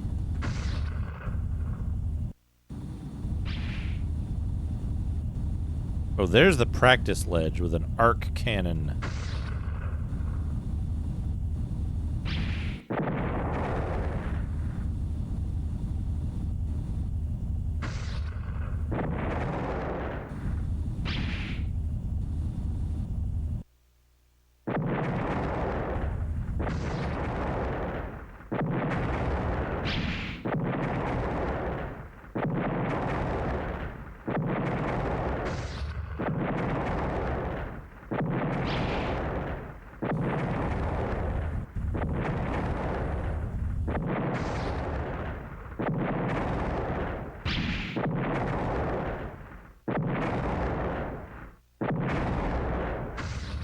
Okay, now we gotta get this stuff.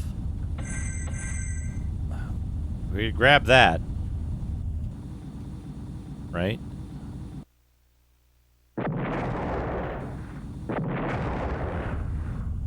Incoming message. Okay.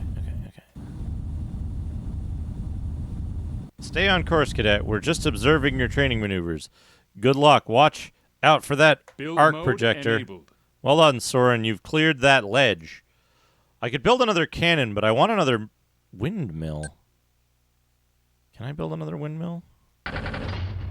Yes, I can. Targeting mode enabled. Targeting ground level. Wait, I can blow up whatever this thing is, right? Oh, I see. I see.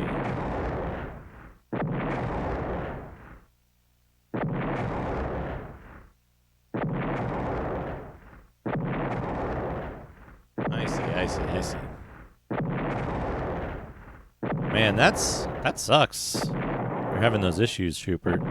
It's not, have you updated to the very latest OBS? That's like, has the graphics driver fix thing in it? 27.2.3 or whatever?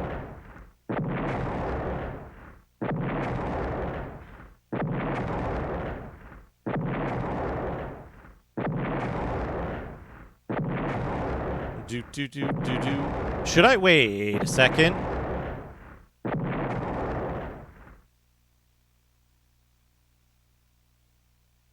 Oh, I've got an ally here. I can't blow up parts of my ally to get more resources to spend on stuff before it Build mode enabled. Targeting mode ends enabled. the mission, right?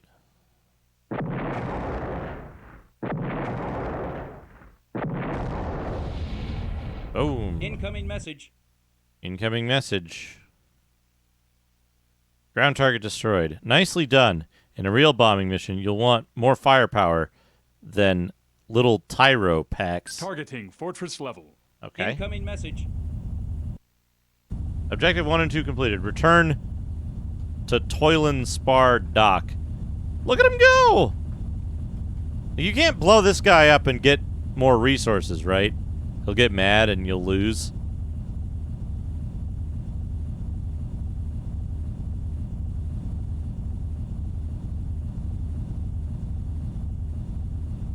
I do want an answer to that question.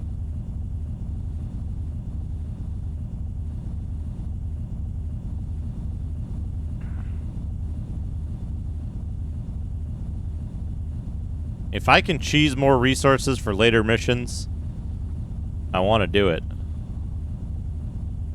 Where's he going? Where's he going? Ah, okay, they'll fight back.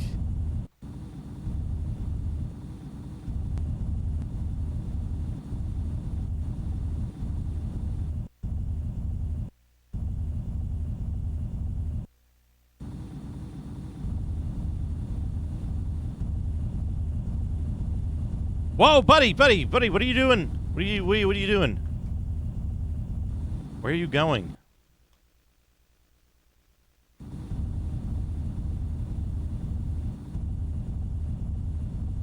Don't do that.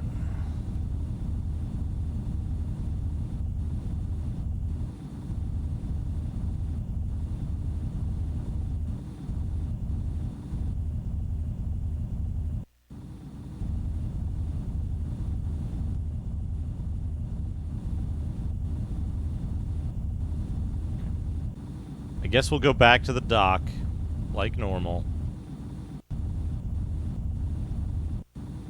Nav point reached. Nav point reached. Hello? Mission accomplished. Mission accomplished. Oh! Docking complete. Docking complete.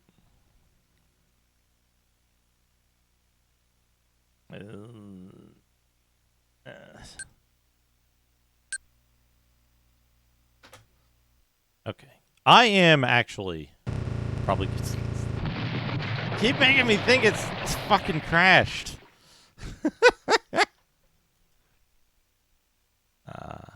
We'll read the plot, but I am actually going to wrap up for today. I have some stuff I need to take care of later this evening. It's been a 4-hour stream. I think that's pretty good. We will be continuing this next Sunday, though.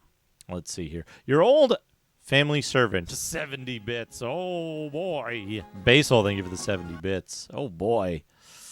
Your old family servant, Riel, now working in the king's palace, reports that the king and Dealin Tuer, the arch technomage, have been holding midnight meetings. No one knows if it's about the rumors regarding Curlis or about some secret new weapon the technomages have developed within the Basilica by Toylan Spar Castle. That's it, I guess. These are very cool drawings, though. I like the plot drawings are quite good. But yeah, I need to... Ah!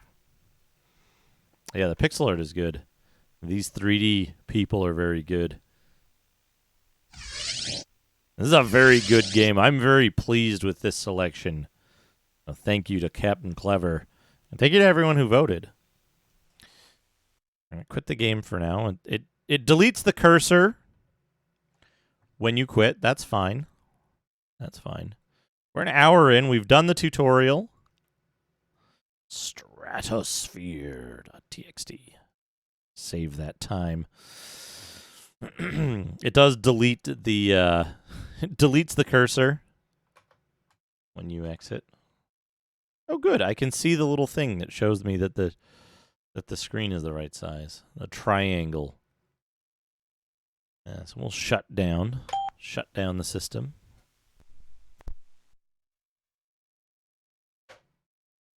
And, like the best computers, it actually turns itself off.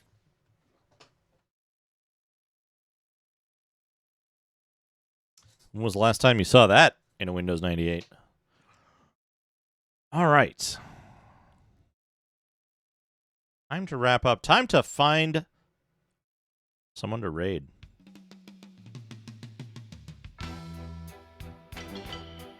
Thank you so much, everybody, for coming by. Is Ann still gaming? Ann is still gaming?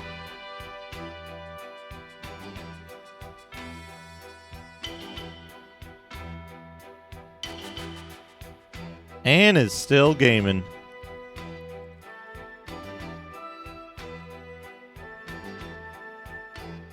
Let's give Ann a raid. She's playing Earthbound Zero. I don't get to raid Ann that often. But yeah, thank you so much, everybody. Thank you so much for all the big support this stream. Incredible support this stream. I really appreciate it, everybody. I'll be back. I don't know if I'll be back tomorrow, but I'll be back very soon.